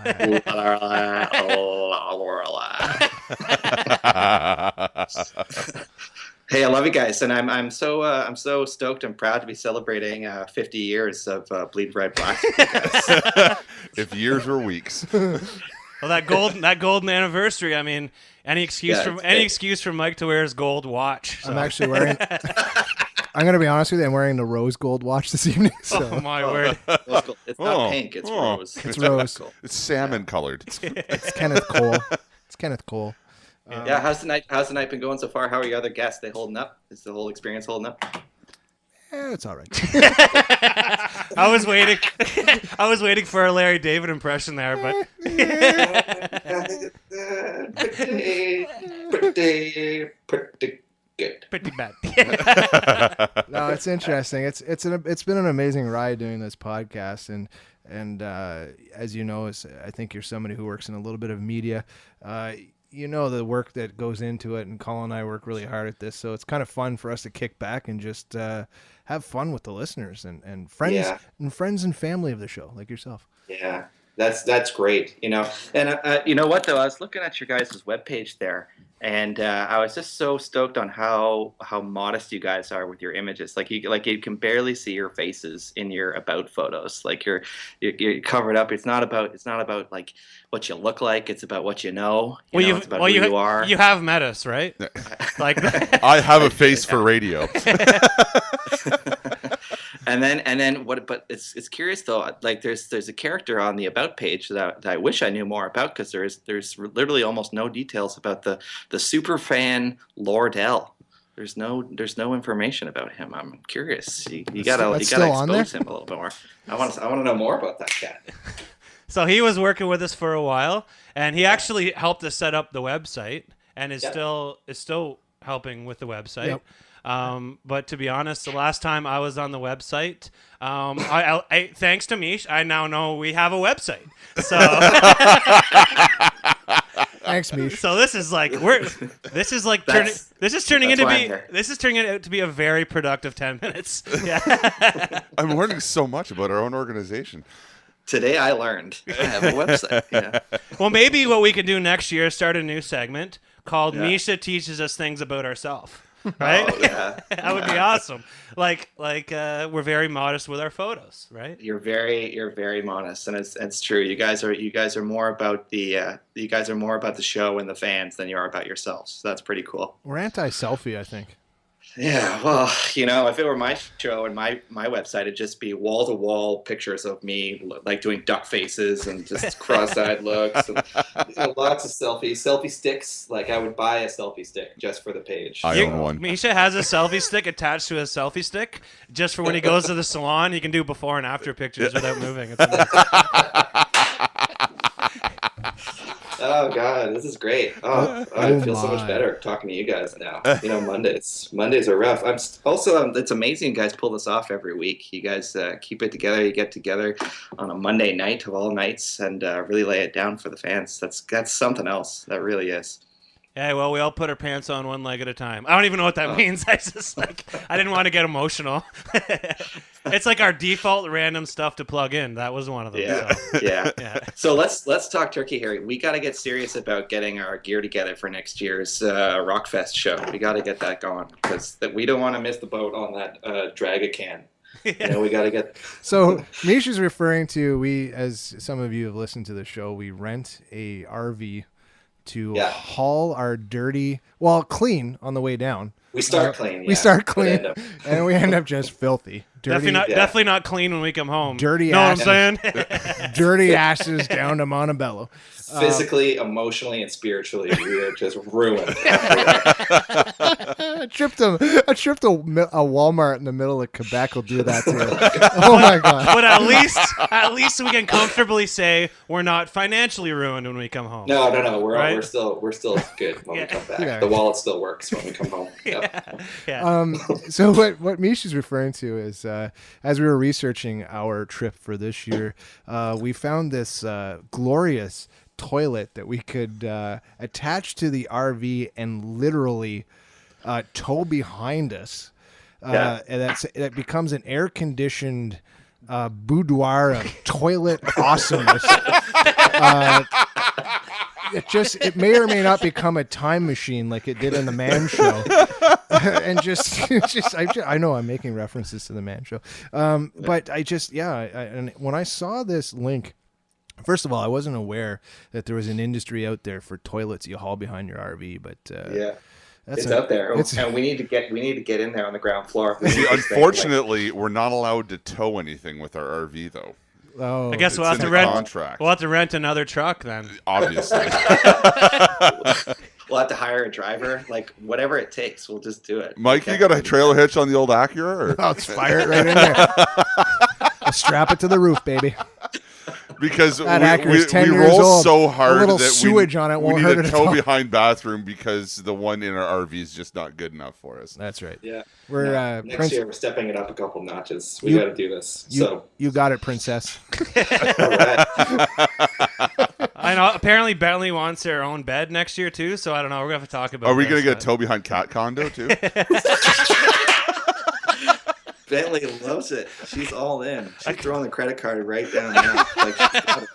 She's like, whatever it takes, I'm in. Let's do this. Tweet us a picture of Bentley. Insert pin 0 0 0 0 0 0 0 0 0. Okay. Yeah. All right. So this was kind of this was a slice and definitely diluted the already diluted football product that we are offering. So thanks for diluting us. Thanks for being a friend. Thanks for being a friend. And thanks for I'll be the mixed beer drinks any days, guys. Thanks for being so awesome and for being one of my oldest friend. So. My oldest friend. Now I'm gonna get emotional. I love you guys. Keep it up. Congratulations on 50 eps. That's super rad. I can't wait to be on the 100th anniversary. Oh. Book it. Yeah. We'll put that toilet on the back of this show and drag it as far as we have to get to 100. Air conditioned or not. Oh, I love toilet. All right, boys. Okay, well that's great. Thanks for having me. Love it. Anytime, Mish. Cheers, Okay, Mish. you guys be good. Cheers. See you, Mish. You know us. Bye. Amazing, right? Amazing you can get a guy on the show like that doesn't has nothing to do with the CFL. Just a longtime supporter of us. And listens to the intro every week. Listens to the intro. Yeah. In fact, we speak to him in that intro. And the other thing that came out of that was we didn't. He's a very modest young man. And there was no way he gave us so much advice on how we were doing this. We're not going to give up what he does for a living, but he's in big media, and you know. Out of everyone that I grew up with, who was a very outgoing, creative person, hands down, he's been by far the most successful, and he's still climbing the ladder. And what he's achieved is just unbelievable, and very inspiring dude, great friend. And I would love to somehow do something with him in the future, and I feel like creatively that's going to happen eventually, right? Yeah, him and I have and I've only known him for it'd be about a year now. And hearing him laugh is amazing, right? And him and Mark laughing at the same time, like I don't even know if you'll be able to hear anything. I thought I was in the Montebello. I gotta be honest with you. I thought I was in the Montebago. I thought I was taking a dump in a trailer. Yeah. thought we were throwing hands in the old Montebago and eating snacks like it was no tomorrow. Scooby snacks. All right, producer Mark. All right. Who do we got in the queue? We got Johnny Sanchez coming up. Let's see if he's going to pick up here. So it's always great. I think it's important to have friends in the queue, so to speak, that really support what we do, because some people get it and some people don't. And to get positive reinforcement from someone like him who's had very successful media projects, it means a lot. And those are the people that matter to me for sure. Yeah.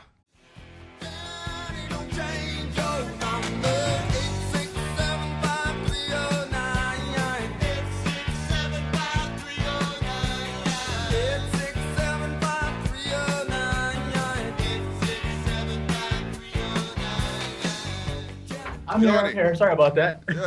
No worries, no worries. Yeah, what kind of setup you running over there, Johnny? This is my new office here. I'm just setting it up right now. That's awesome. So I'm Mike. Hey, what's up? Mike. This is Colin. Nice to meet you, dude. Thanks for coming on the show. It's pretty awesome. Nice to meet you guys. Yeah, So thanks, no problem. I'm Sorry, gonna- you guys just caught me in the middle of something, but it's all good. Hey now. What happens down south there in South America stays in South America, right? So I'm going to introduce you to our listeners. I'm a longtime Twitter follower of yours. You really rag the lines, so to speak, the degen lines, as we like to say. You're a gambler of many sports, and intelligent and fun to follow on Twitter. So you and I have just had this back and forth over the years, appreciating the love of sports and gambling. So I said, what more? How else can I get involved with Mr. Sanchez's life? I'll have him come on my little CFL podcast and talk about some gambling here on our 51st episode. Absolutely. So talk to me a little bit about where you live. Let's get that out of the way. You're way down. I'm actually in Quito in South America in Ecuador. This is where I kind of grew up, like in this country, not particularly in the city, but this city has access to pretty much everything, and it's offshore. So for someone that gambles, being offshore is extremely critical. Amazing. For various reasons. Obviously, yeah. And so sitting across from me, you may not know the backstory. Colin, my co-host here, is a poker player and has been. To give him a little background. Yeah, so I played poker pretty heavily, I guess, like early mid 2000s. I still play. I still do the Sunday grind.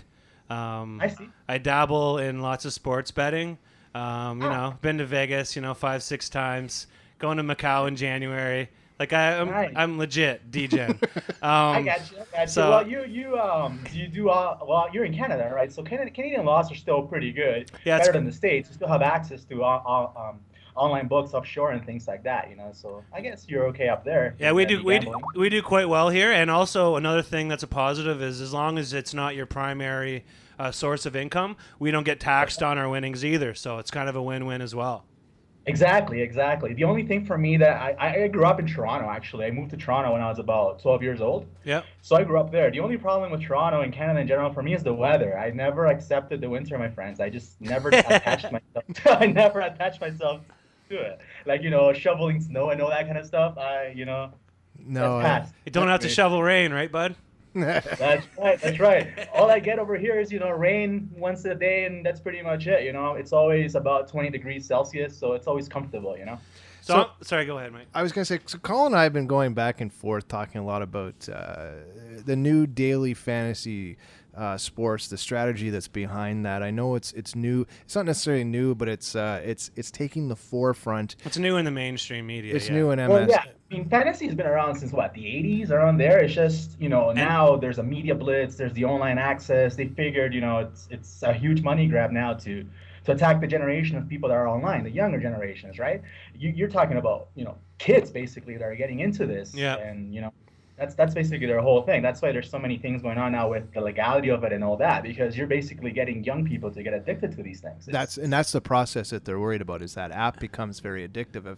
I've been dabbling in it myself, as you know. I bug you for a line every once in a while, or get a feed for something. And by the way, the lines you put up on Twitter for free sometimes are fantastic. You know what I mean? Paying the bills, son. Talk about touting. People do certain things, yeah. But I noticed that most of the people that try and do things, they do it in a way that is not productive or not helpful to the people. If you're gonna help someone, you can't give them a number that's burnt, that's dead. Yep. You gotta give them a number that's out there right now. Yeah, and so talked about the touting online is something that's, so it goes both ways, because what we're seeing now, and I like what you're saying about misinformation as well, because we're seeing that with definitely daily fantasy. A lot of, like, I would never use DraftKings website for any research that they offer up with their writers. I feel it's a lot of inside information that's being clouded. Yeah. And I believe that you go back to what you and I think have discussed online before, is the touting that comes from certain websites about lines. Yeah, and people in general, you gotta remember that some of these people become addicted to these things, right? That's right. And their only way to support that habit is, to try and sell their expertise or whatever they call it online. But, you're not really getting anything out of that. You're just pretty much burning through your own money. Yep. People take advantage of all that stuff. That's the thing that I really don't like is you have predators online that are picking on younger people and trying to get, basically their money. So they're basically playing a tout. They're paying the DFS fees. And at the end of the day, they're coming up with absolutely nothing. That's criminal. It's funny that you talk about this. It reminds me of a similar situation, I guess, during the poker boom. And a lot of people made a lot of money really fast. And a lot of people thought they were, plus EV winning players when actually they were just kind of more about timing. And the years subsequent to that, there was a lot of coaches that, probably wound up going broke. And one thing that I used a lot as a young poker player, and it was a free resource, I'm sure 2+2 forums. Yeah. And I was wondering for a sports grinder, I'm sure you also use 2+2, but are there other free forums that you could recommend to any of our listeners? What? I got into the forums, when you're first getting into this stuff, you're trying to figure out what's what, who's who, and how this whole thing fits into your life. And what you notice is that once you go into these forums, it's very selective. Like you have to know who you are talking to. So right. Like I tried the covers forums and SPJ forums and a lot of forums that are pretty popular with gamblers. But what I found is it was very hard to differentiate the good information from the bad. Like it was almost impossible to filter it. So at the end of the day, it ended up causing more confusion to you than anything else. Okay. And you're seeing that with DFS as well. You got, I believe Roto Grinders is probably one of the better sites out there right now for free information. And forget about reading their quote unquote editorials, so to speak. But the numbers game they put together is pretty good. While Roto World, owned by NBC, is a complete scam site. Believe it or not, it's unbelievable. So is CBS. Sportsline and all of those, they're pretty much scam sites, to be completely honest with you. What I figured is, like, this maybe just worked for me, but what I figured is the best way to do this is just come up with your own approach, figure things out on your own, try it. You're gonna learn from all the failures. Like I've been doing this I'm 31 now, so I've been doing this seriously for about 10 years since I was about 20, and then I've failed a lot. But from those failures, you learn. You put together a playbook. You figure things out, and then you start to realize, how to read a line move, when to get in, when to get. You kind of, it becomes like an extra sense to you, when to get in, when to get out. All those kinds of things. And, that's really hard to teach. It's not something that you can just tell someone, hey, this is how I did it, this is how you do it. There's a lot of intricate things that went into actually making a bet and making that bet, a winning bet. Just because you put all that work into it doesn't mean it's going to win. There's just so many variables, so many different things that go into it. Lucky for me, I've been OCD about this for a very long time. So I've been able to figure out, when to bet a line, how a line moves, and what things go into that line, and also the teams. Yeah. There are a lot of variables that go into a team covering a spread, not covering a spread, and just it's a lot of information that you have to process. John, it's like that OCD is like it's almost like a dirty part of our makeup when it comes to a lot of gamblers and degens that understand bankroll. And I'm going to let Colin talk here a little bit about that maybe. So one thing that was interesting for me, Johnny, is that I was able to teach Mike a lot of stuff just from my poker experiences, and a lot of things that I learned as far as like being honest, self-analysis, bankroll management, long-term plus EV decisions, not being result-oriented. All these things that I learned in poker, I was able to, I don't want to say mentor Mike. I mean, he's well on his way, but just help him out. And it's neat when skills from one do really correlate with another. And I'm sure, and I don't know if you play cards at all, but I mean, any edge you can get from any endeavor to help you with wagering is obviously an edge, right? See, for me, my thing was I'm a technical person. Like my background is electronics, engineering, that kind of stuff, right? So I learned quickly that I needed to approach this from a technical standpoint, from like if I can get into it a little bit, from a mathematical standpoint, with a little bit of software, with a little bit of coding, you can input information and then come up with a good prognostication of approximately what's going to happen in that event. Right. Now, if you've been at it for a long time, you take that number that you get, that probability, that edge, and you look at it and you're like, yeah, this has happened before. This can happen. These guys are gonna beat these guys. Let's do it, you know. And you just roll the dice. Or you That's- manage your bankroll and go against it, like a true DJ. Sorry, I had to say that. Mike's gonna martingale his whole bankroll here after the show, so don't worry about it. Well, you know, I gotta. It's kind of funny. It's one thing I always told myself. When I get to certain points, I'm gonna cut back. I'm not gonna bet as much. Maybe I won't be as big at the jet, but that never happened. You know, if anything, I'm deeper into it now than I was, you know, before. It's one of those things where you just, you know, you say I'm gonna take a break, or you know, I might just take a bit, but you can't. There's this. You know, there's this urge that just makes you want to look at a line, makes you want to cap that game, makes you want to sit down, makes you want to run the numbers and just put your money on it, you know? Hey, Johnny, I bet you $50 Mike's smiling right now. For sure. And it's kind of funny because you guys, this is a CFL podcast, so why don't we talk some CFL, boys? Yeah, let's quickly get into some CFL. We're ready for a big game here in Ottawa on Sunday, so we're stoked. Like I was telling Mike, you know, like the CFL, how do you play the same team three times in a row? How does that work? Only in the CFL, bud. Tell us how that goes into your computer over there, so we see what it spits out. Because that's a big part of what makes the CFL. The numbers by 6. You guys are favored by 6 right now. You're favored by 6. Now you're playing an injured, banged up team. You're playing a team without its starting quarterback. A team coming to your house. That's right. You've had a bye week to prepare. 6 points seems short, right? Like you should be able to cover the 6 points at home. You know, Boris probably had the best season of his life this season, right? So I would say Ottawa should cover that easily, right? What does your algorithm tell you? I'm gonna be completely honest with you. I haven't run it through it yet. I just looked at it today, and just out of my mind, and looking at the situation and looking at the teams, the 6 points are you know, pretty easy. But you know, Ottawa's of you know, overconfidence, over, you know, thinking that, you know, the game's over before you even play it. So that plays a lot into it. A lot of playoff teams that have a bye week have that issue where they think they're just going to come out, walk over the other team, and that's it. You know, the first game you guys played went under. It was like, I think it was 12-6 or something like that. It was an under game. It was a tight game. Yeah. That's kind of what I'm thinking this game is going to be. I don't think it's going to be like a walkover. No. The 6 points should be what you should win by. Yeah, I think it's one of those 20-10 type games, or 24-14, or like a tight spot, because Hamilton's gonna come out and they're just gonna fight. Yeah, that's all. They're gonna come out and they're gonna try and hit you guys, knock you guys off your game. They're not gonna give you any. They're just gonna try and hang in there defensively. So that to me tells me it's gonna be a tight, close game. But you know, the injury to the starting quarterback and all that, that's just really hard to overcome. So at the end, Ottawa should win this game, but it's probably going to be a 6-point game. It's probably going to be a tight game. It's probably, you know, that type people than people think looking at, you know, the matchup on paper. It's probably going to be a lot. Well, I'm confident if you are. I'll fire 100 down if you do. You should win the game. You should win the 6. You really should. I mean, there's no reason why you shouldn't. You should be prepared. Mentality should be come out, get some points early. You know, make them play from behind. Yep. That's going to be huge for you guys with a rookie quarterback on the road. Pick up some points, make him throw the ball, make him come at you guys, and it's game over. I love it. That's great analysis. Listen, John, we appreciated you coming on the show. It must be raining. Is it raining there? Because you're coming in awful strange on the Skype to us, so I don't want to a little bit of technical. It's a little cloudy. It rains.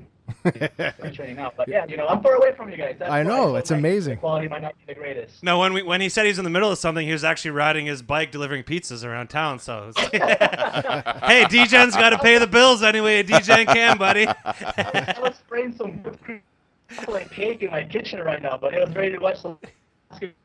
Amazing. He's probably going to tell us he's watching soccer. You're breaking up on us, buddy. John. Thanks again, and we'll talk to you soon. I want to thank you. You have a great day, and thanks for having me on. Anytime, John. Talk to you online soon. Okay. Thanks, buddy. Cheers. Amazing. He's been a great coach to me over the years via Twitter. It's fun to nerd out there. Yeah. It's fun when I'm like dropping an algorithm joke and he's like, oh, I just haven't ran it through the algorithm yet. That's amazing. I'm like, I haven't hit that step yet. Damn it. So that was great. Yeah, it was great to hear from him because when you smart dude, when you called on me to find a guest for the show, I'm going to be honest with you. I think that's the only guest I brought to the table. Oh no, I brought one more. Yeah, the next guest. It's funny because a sports bettor and a poker player, like the verbiage is the same, and it's the same. And I talked to him what I'm telling you about, and I'm sure it's all common sense ideas for sports betting as well. And And he said some really smart things there. And maybe people who have never really looked at gambling other than just gambling, It's his living, may right? not understand it. But what he said is true. And the people who win, they always say the people who get the luckiest have also worked the hardest. That's so right. it goes to and it's especially in sports betting. It is all just luck, probability, chance, but you can align yourself to be successful. It's being the handicapper. I mean, you have to handicap games yourself, and that's how you end up with a winning EV. And it's speaking with John is something that hey, that's the first I've ever spoken to him live. So. And I feel like he and I and yourself, we could probably sit down for an evening and just. I know. I was like, at one point, I was looking at the time here. I was like, this is going to turn into one of those great, awesome gambling podcasts. I was basically just like, okay, Johnny, just shut it out now. Continue this on a PowerPoint presentation and email it to BleedRedBlacks@gmail. That'd be wonderful. Awesome. All right, Mr. Producer, we All got right. some more. We've got hopefully Theo on the line here. Let's All right. give him a little ringy. Ring, ring, ring, ring, ring, ring, ring, banana phone. Ring, ring, ring, ring, ring, ring, ring, banana phone. Yeah, I love to look at some of those lines that come out early. He's right. You got to watch the lines. Theo. Hey, how's it going? Oh, it's going. It's going. It's producer Mark here. Hey. And we got the other boys on the line too. What's up, buddy? We're rolling. We're live. No pressure. That's Colin, and I'm Mike. Introduce yourself to the listeners if you could. I'm Teo Gauthier. I write for Total NASL about the Fury. So I've been covering them all year, and I traveled down to New York this weekend to cover the match. Well, you guys definitely brought your A game as well, because all the coverage that I saw, focused on your crowd support group as much as the team, to be honest. So I think that's pretty amazing. And maybe it's hard for you to sum up the trip in a couple of minutes, but tell us about that experience traveling down with your crew on the bus and being there in New York and just the whole evening. Well, actually, I went down on Friday because I wanted to be there for the North American Soccer League press event in Manhattan. And so I went down for that. I was monitoring really closely what was happening with the buses, though.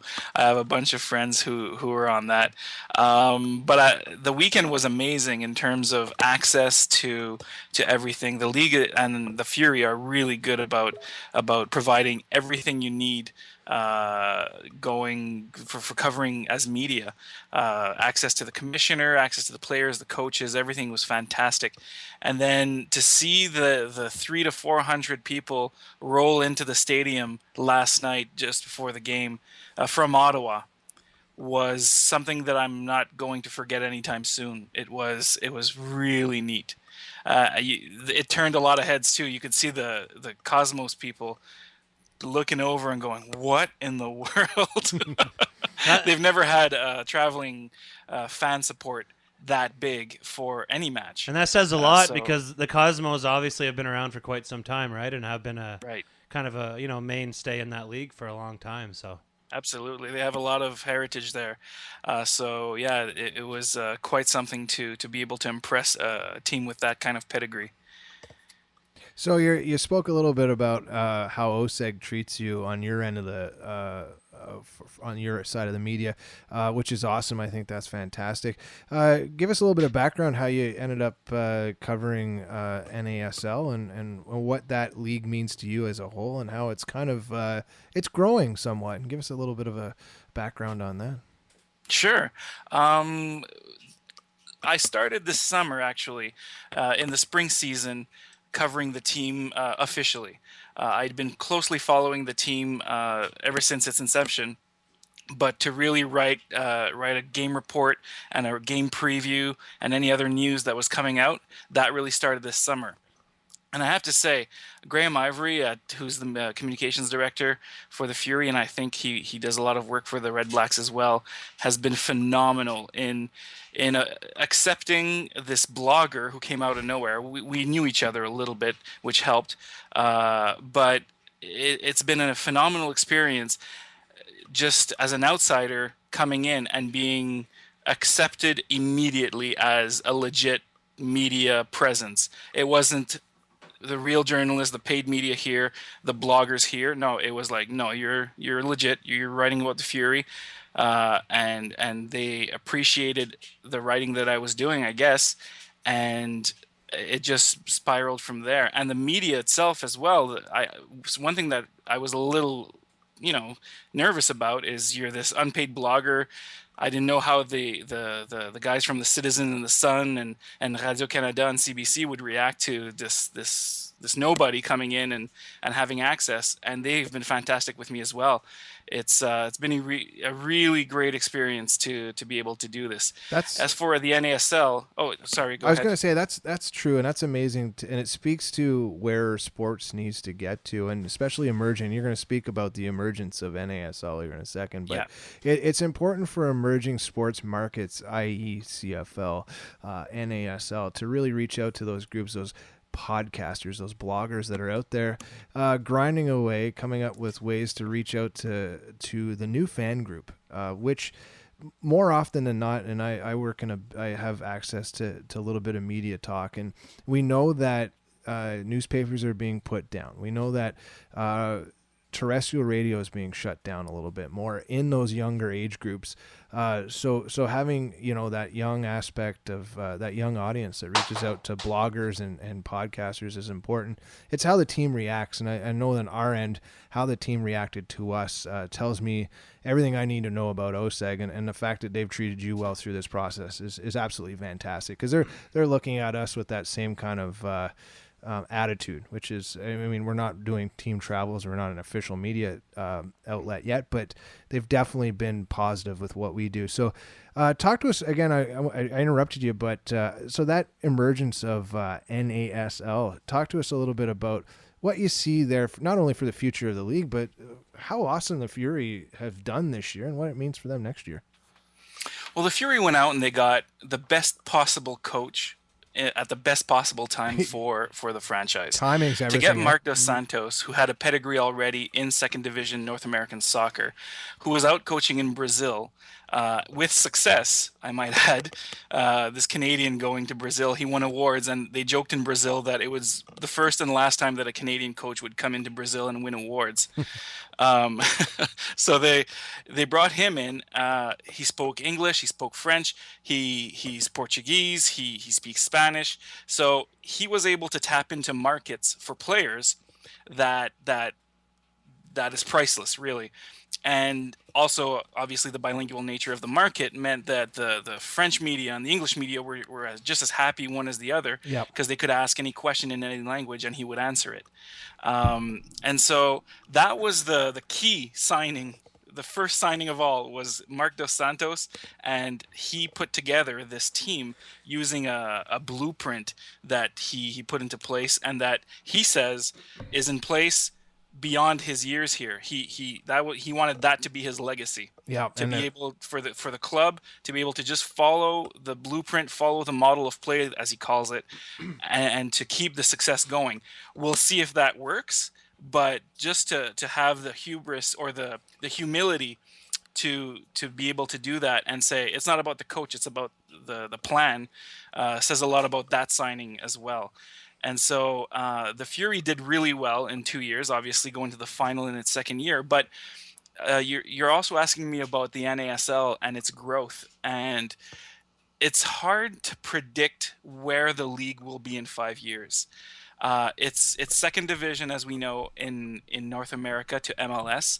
It's even hard to tell where MLS is going to be in 10 years, You're 5 right. to 10 years. Absolutely. It's such a dynamic situation that's going on with two very different philosophies for those leagues. NASL has the one that matches the rest of the world. So that's a big, big advantage that they have on MLS. In terms of the signature of players and the way that things work. As a small example, if you want a little anecdote there's a player who was playing in MLS last year who got signed by the Toronto FC, and in the middle of the year he got traded to Montreal, and he was like, what do you mean traded? I never accepted to go to Montreal. That's right. In soccer, you don't get traded. You get transferred, and you have the final say on whether you're going or not. Yep. And so the NASL has a leg up on that, but clearly right now they're the second division league. They're bringing in 3 new clubs next season to make it 14 clubs in NASL. They might be losing 2, but it's starting to look like that's not going to happen. So it's a league in flux, and it's hard to predict right now where it's going to be in a couple of years. Yeah, and you do say that, and there's that same worry about obviously the CFL, not quite 5 years, but there's a general worry where the CFL will be in 10 years, due to, and let's talk about the audience. The CFL struggles with gaining young audience viewership, not only on television but in the stands. But we're seeing that the Fury definitely are propelling a very young demographic out to the game. And I've spoken obviously to John Eden in the past, and I know some of those boys from Bytown, as well as ours is the Fury, kind of our sister Ottawa OSEG podcast. Yep. And isn't that phenomenal that groundswell of young fan groups that are popping up? I think that says a lot about where the thirst, so to speak, for soccer or football, as they say, in not only in Ottawa but in Canada. So I mean, there's some positivity, right? For sure, and we always knew that there was that hunger for it in Ottawa. Going back to one of my earliest years in Ottawa was when we had Les Jeux de la Francophonie in 2001, I believe it was, and they had a soccer tournament for those games, and Lansdowne was jumping during those matches. And then we had the 2007 Under-20 World Cup. Lots of fans went to that, and then this summer the Women's World Cup. Just packed houses all the time. So we knew that there's an audience there. The problem that the Fury encountered was an education process where people didn't know what the NASL was. That's right. And a lot of people would come up to me and go, "Oh, is that like junior hockey?" I'd be like, no, it's not junior hockey. It's a legit league. And this year we had the advantage of being able to say, well, Real Madrid legend Raul plays in the league. Unbelievable, right? Yeah. Right. And so people would immediately go, oh, okay. Well, sign me up. We'll go to a game. Yep. And it inevitably, anybody who I brought to a game or invited to a game came back. Yes, and that's how it grew, because people would come to the game and see the level of play on the field and go, "Oh, I get it. These guys are pros. These guys are for real." Yes, and I'm as a partial football observer as I am, Liverpool and Montreal Impact. Going to I really did enjoy the product, so to speak, on the field. It's a little bit more of an open game at times, which leads obviously to more offense. We saw 5 goals on Sunday, which did not favor our team here in Ottawa, right. But 5 goals in the game of soccer, it makes an exciting match, and for sure, and definitely, I'm looking forward to next season. I know I'll definitely be in some seats a little bit more often next year than I was this year. But it's great, and I really appreciate you taking the time to call us here tonight to talk a little bit about what you do and fluff the other side of OSEG, so to speak, the fury that are often lost in regular media. Let's be honest. I know they did. I mean, they made the front page of the Sun this morning. But no, I think it's important that us outside media, so to speak, kind of stay in touch and continue our journey with these 2 great OSEG teams. So yeah, and on that point, just if I can add, yesterday, actually this weekend, starting Saturday with practice in New York, there were 10 to 15 media from Ottawa covering the match. That's wonderful. It was unbelievable. It shocked me. So I think the footprint is going to be bigger next year. That's just an aside. It's a bandwagon city, right? Yeah. So let our listeners know where they can reach you on Twitter and where they can grab some of your articles through the process. Sure. On Twitter, I'm at Mimglow. That's M as in mother, I M as in mother, glow, W at Mimglow. And for my writing, I write for Total NASL. Just Google that, you'll find it right away. And I also write for the Canada's men's national team at Northern Starting 11. Amazing. Cool. Thanks so much for joining us. Don't be a stranger. We'd love to talk to you, in future episodes. And Absolutely. I think I think anytime, next year is gonna be a pretty exciting year to be a soccer fan in Ottawa. So. All right. Well, thanks for having me on, guys. Hey, anytime. Thanks for your hard work. Cheers. Okay. Tim. Thank you. Thank Bye. you. Bye. All right, that was a pretty smart dude there. Knows his football. I was intimidated. I used that opportunity to eat a couple slices. I of saw pizza. that. I saw Mike that. just went for it. I love it. Yeah. So I figured, hey, what's up, pizza? Yeah. And as Mark, I say that, Mark's trolling over. He's got to get those. Are yours, man. Those are both yours. For some more za. Get that other one before it's gone. Amazing as the pizza leaves the building, so to speak. We're still got a few more calls here.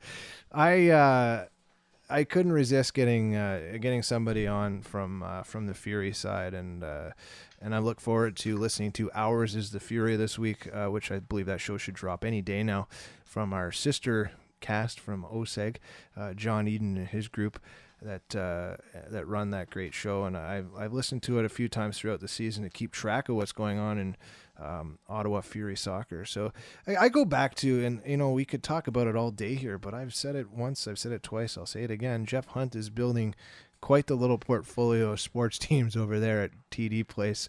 And having these, like you kept saying, sister podcast, sister whatever, and having these clubs, it just makes a family that much bigger. Absolutely. And that much stronger. And even just some diversity in training. I'm sure at some points, a Red Black Sky will go train with a Fury. There's got to be a lot of integration there, and that's how you learn. You talk to other professional athletes. You may learn.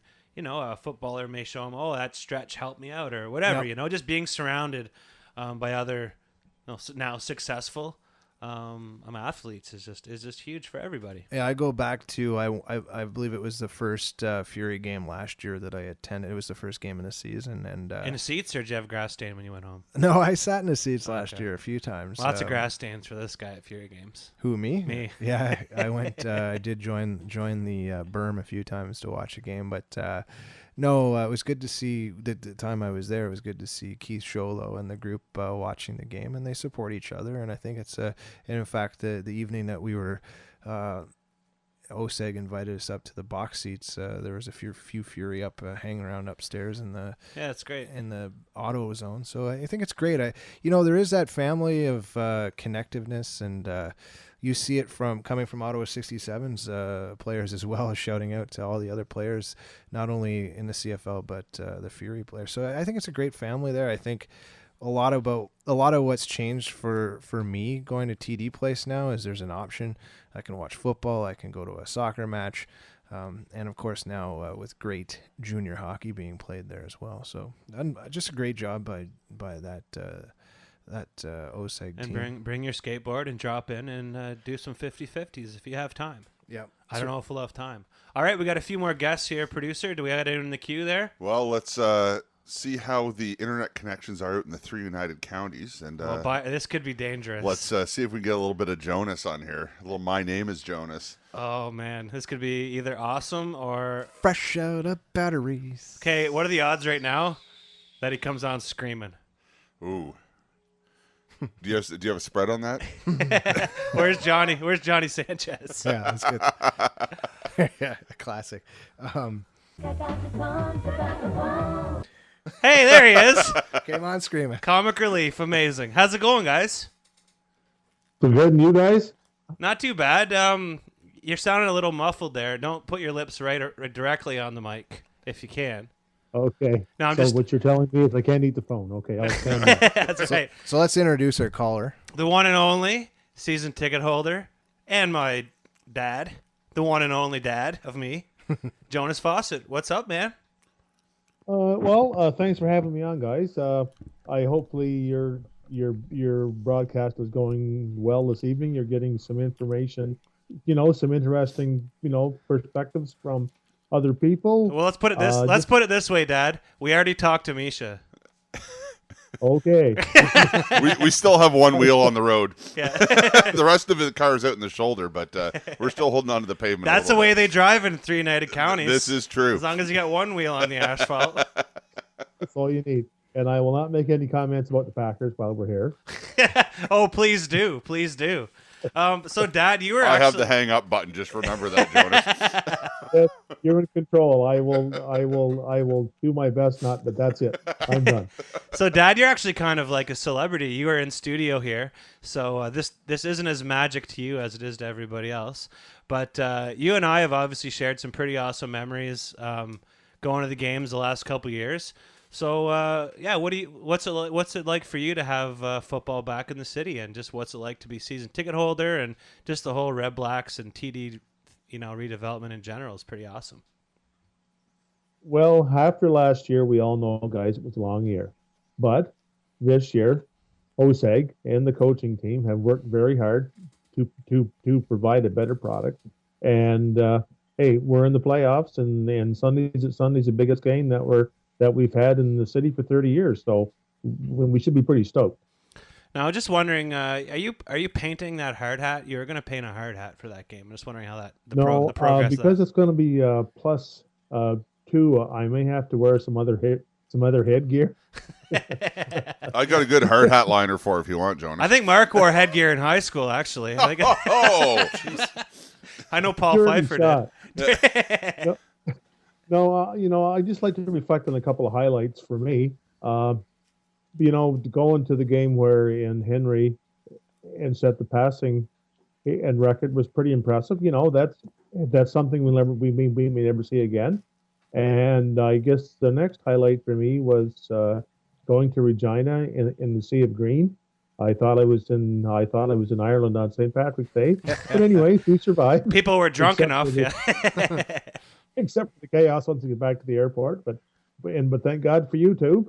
And we was able to get my car fixed. And I think the highlight of my end year is when we were doing our amazing race back to Cincinnati and circling the Ottawa airport and seeing the lights at Lansdowne and doing the amazing race from the airport to the Park and Fly to going to the stadium and turning on to Bank Street and seeing the west entrance of the stadium full of people, and we were able to see the second half and the Red Blacks won. So I was pretty excited. That for me, that was a good day. It was neat seeing the stadium from outside full. I mean, obviously we always arrive on time, so we hadn't had the chance to do that. So that was cool. And one other thing I wanted to point out was I could barely keep up with you in the airport. And if John Montgomery was there, you definitely would have been first to the mat. So maybe you and Mom should look into this amazing race thing in your retirement.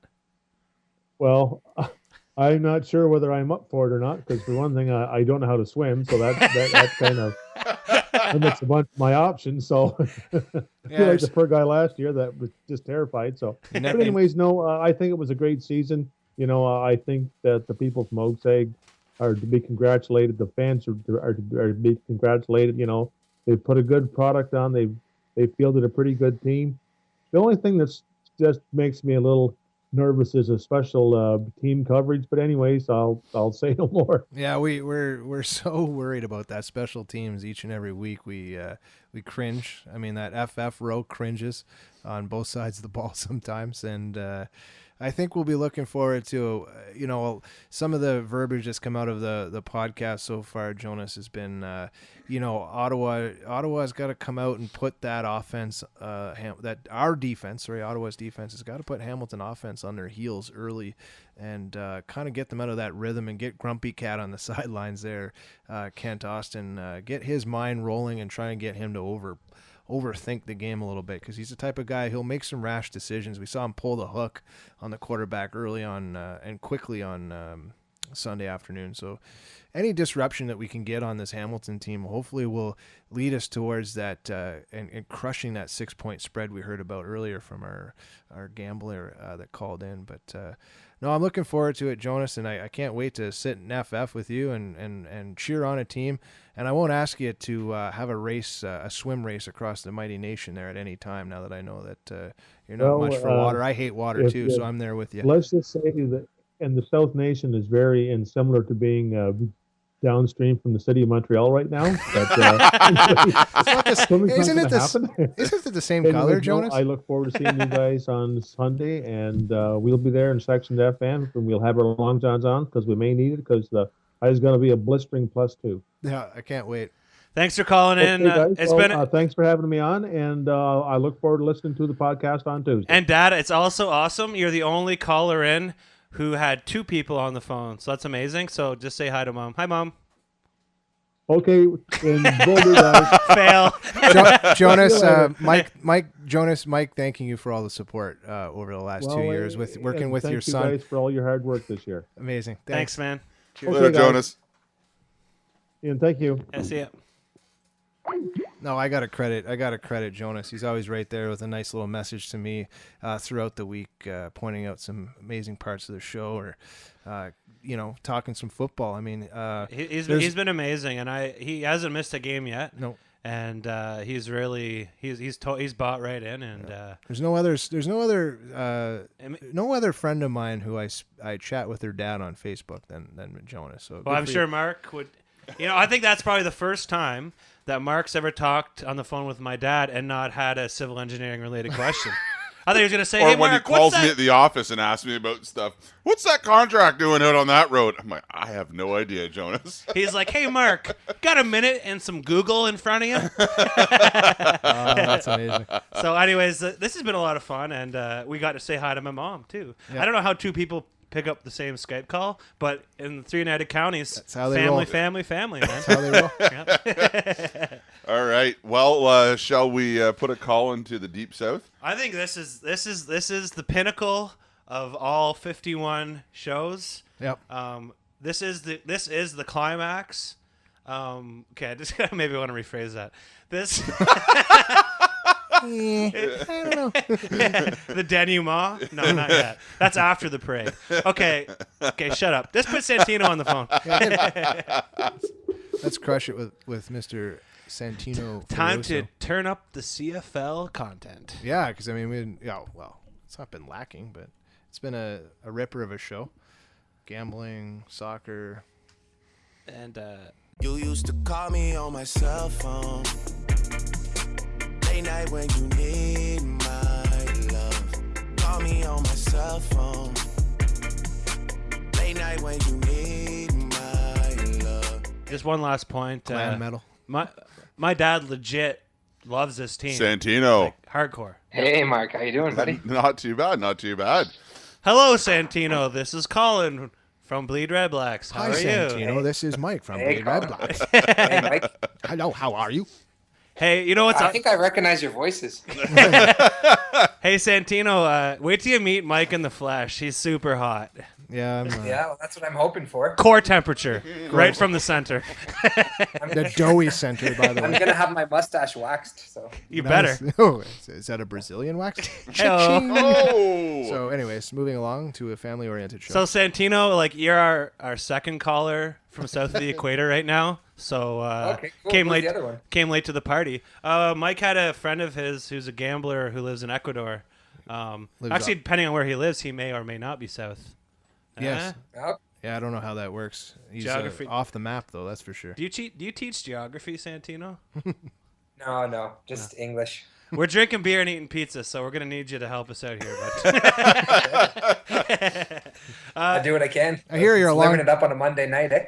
Obviously in the South Keys. You kidding me? Domino's Pizza. Paid with my credit card. I'll worry about that shit later. Yeah. Long you better time. believe it, man. I'm from South Keys, so. You know. I know you're from right around the corner from me, literally. Yeah. Long time listener, first time caller. How are you? Exactly. I'm feeling pretty good. A little bit warm, but. Yeah. So tell us about how you're leaving. What's the jet set like? How are you getting into Ottawa? What's the timeline looking like for you? I know we're gonna have a breakfast. Let's tell the listeners what's up. Okay, so I'll be leaving here Thursday night, and I leave here 7:30 in Brazil, and I'm flying from Belo Horizonte, the city I live in right now, to São Paulo.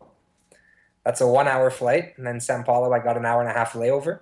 Then I got a nice 11-hour flight from São Paulo to Toronto overnight. Holy moly! Then I got a 2-hour layover there, and then I got the hour flight to Ottawa. Nice. So I get there Friday morning. Flying from Toronto to Ottawa, obviously you have money to burn. Just wondering. Obviously, I have air miles to burn. Yeah, eat well at the airport in Toronto because they don't even give snacks on the flight from Toronto to Ottawa anymore. Nope. Yeah, are you kidding, man? Come on, it's all about saving that money. I'm gonna bring a snack with me.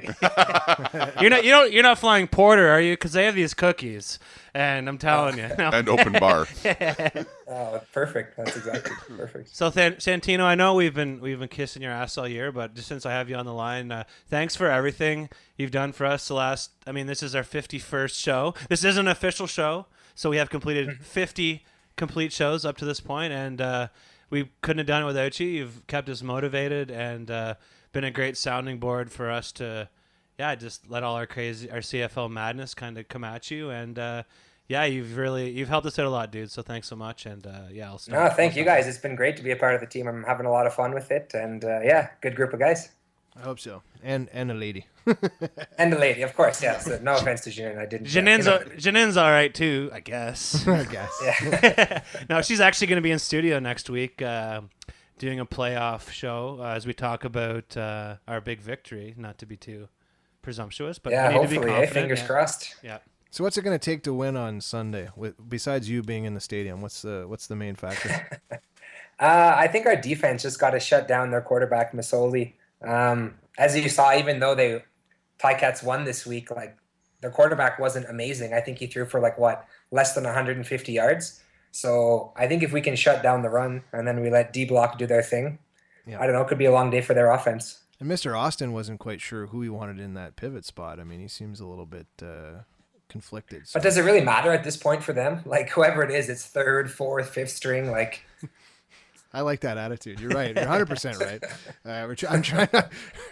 I don't want to gloss it over like we're going to do a cakewalk or anything, but there is that sense. No, exactly. Like Hamilton's going to be tough, especially because they have the huge advantage in special teams, and Banks by himself is a game breaker. So unless the plan is we don't punt all game, he's going to be a factor. I was told there would be no special teams talk. I know. Sorry, I didn't get that memo. It's and I was joking on Twitter the other day, but TSN will let you know that Brandon Banks is a dangerous player. So safety council, look out. I agree. And doesn't Steve Tasker's son play for the Ticats? Yeah, he does. Apparently. And the family that doesn't know how to win. The family that doesn't know how to win. That's classic. Ofer, right? Ofer. Yeah, Ofer Earth. Yeah. So getting back to the offensive side of the ball, Santino, what's your take? I know because you don't have a rant this week, so we're just letting you. No, I don't. Free mode here. I had one ready to fire off, but because he told me to save it, it's all good. It was probably about how the CFL podcast world's saturated now with too many podcasts. I agree. But in all seriousness, that's exactly what I was going to talk about. Actually, I know you too well. But let's get to the offensive side of the ball. The year that Hanks had is this, and I don't want to be cliche, but is this how he caps off his? I don't think it'll be his career, but does he cap off an awesome season by taking us to that Grey Cup? In all honesty, your true gut feeling, is it a game that Henry Burris stands out in, do you think? I think it is. I think for him, it's a little bit of a career defining game because, of course, he's already won Grey Cups before and he's had big seasons before. But no one really expected the Red Blacks to be in this position, and the career year that he's had at 40 years old. As fantastic as this year has been, if he goes out and lays an egg on Sunday, that's all anyone's going to remember. True. So I think he kind of has to show up in a big way on Sunday. So I'm sure if I asked you this, 6 or 8 weeks ago, your answer might be different. But do you feel that there's more pressure on the Red Blacks this game than there are on the Ticats? Oh, absolutely. I think a lot of people are counting the Ticats out just because they don't have Caleros. And because, they just did kind of squeeze by Toronto. And now the Red Blacks are at home. They're favored by a lot. I think by 6 points or something. Yeah, 6, yeah. Yeah. So, I think all the pressure's on the Red Blacks. I think if they don't win this game, I don't know. It's not going to be like a setback for the franchise. But I think there'll be a lot of disappointed people because this is one they should have. I also feel like a lot of people they're kind of their sweetheart team.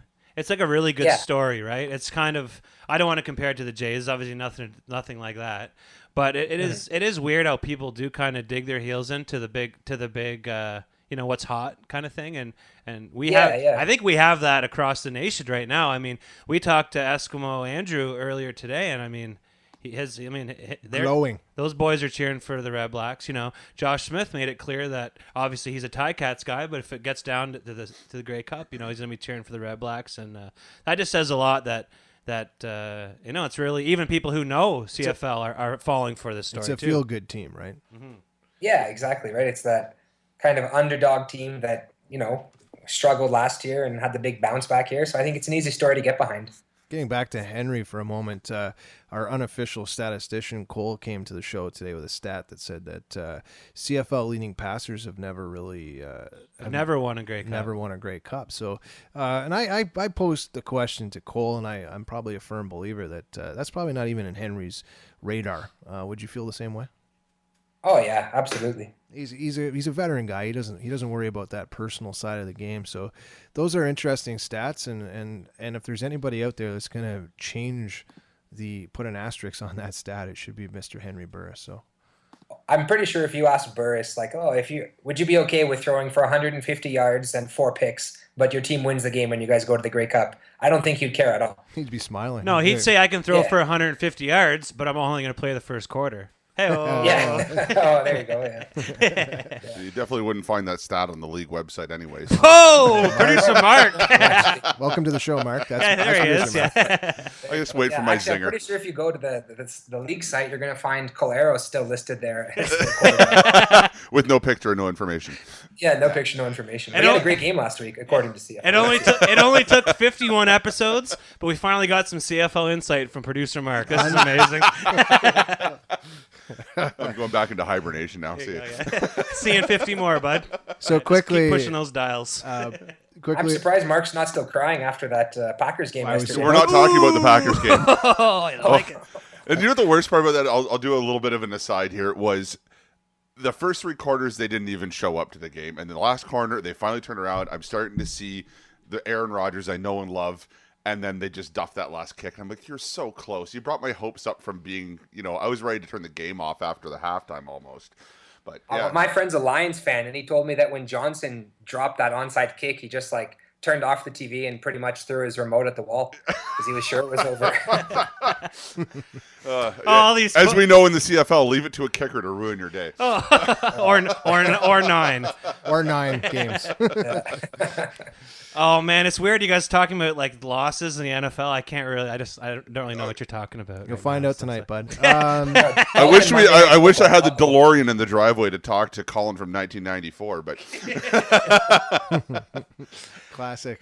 Santino, it's always awesome to I let Colin thank you. I'm gonna thank you as well. You've been an integral part of this great podcast team. I think the best team in CFL podcast history, so to speak. You gotta pat yourself on the back, because who the hell will, right? So talk a little bit about where we can find you online to read your awesome articles. Okay, so I cover the Red Blacks for Defend the R. Defend the R is part of the 3 Down Nation website, so you can find all my stuff there. And of course, on the podcast, right? Every week I have the rant, and on Twitter @RedBlackGate. Amazing, right? So, what's the plan for this weekend besides hooking up and meeting friends? We're gonna spend some time with this crew, Santino included, which will be great. We're gonna celebrate a win. We're gonna cheer, and it's just gonna be awesome. So pumped to have you in the hood, Santino. And I mean, I'm so glad I could swing it. As I said, I've been saving these air miles for years, and I never imagined I would need them. Because always my plan was that even if I was living abroad, I was going to come to the first home game, which I did last year. Yeah. The first game in franchise history, and then I was going to come to the first home playoff game. But I really didn't think it was going to be this year. Amazing, eh? So yeah, we're all pretty blown away for sure, and I think it's going to be awesome, and I'm excited for you to really feel the growth.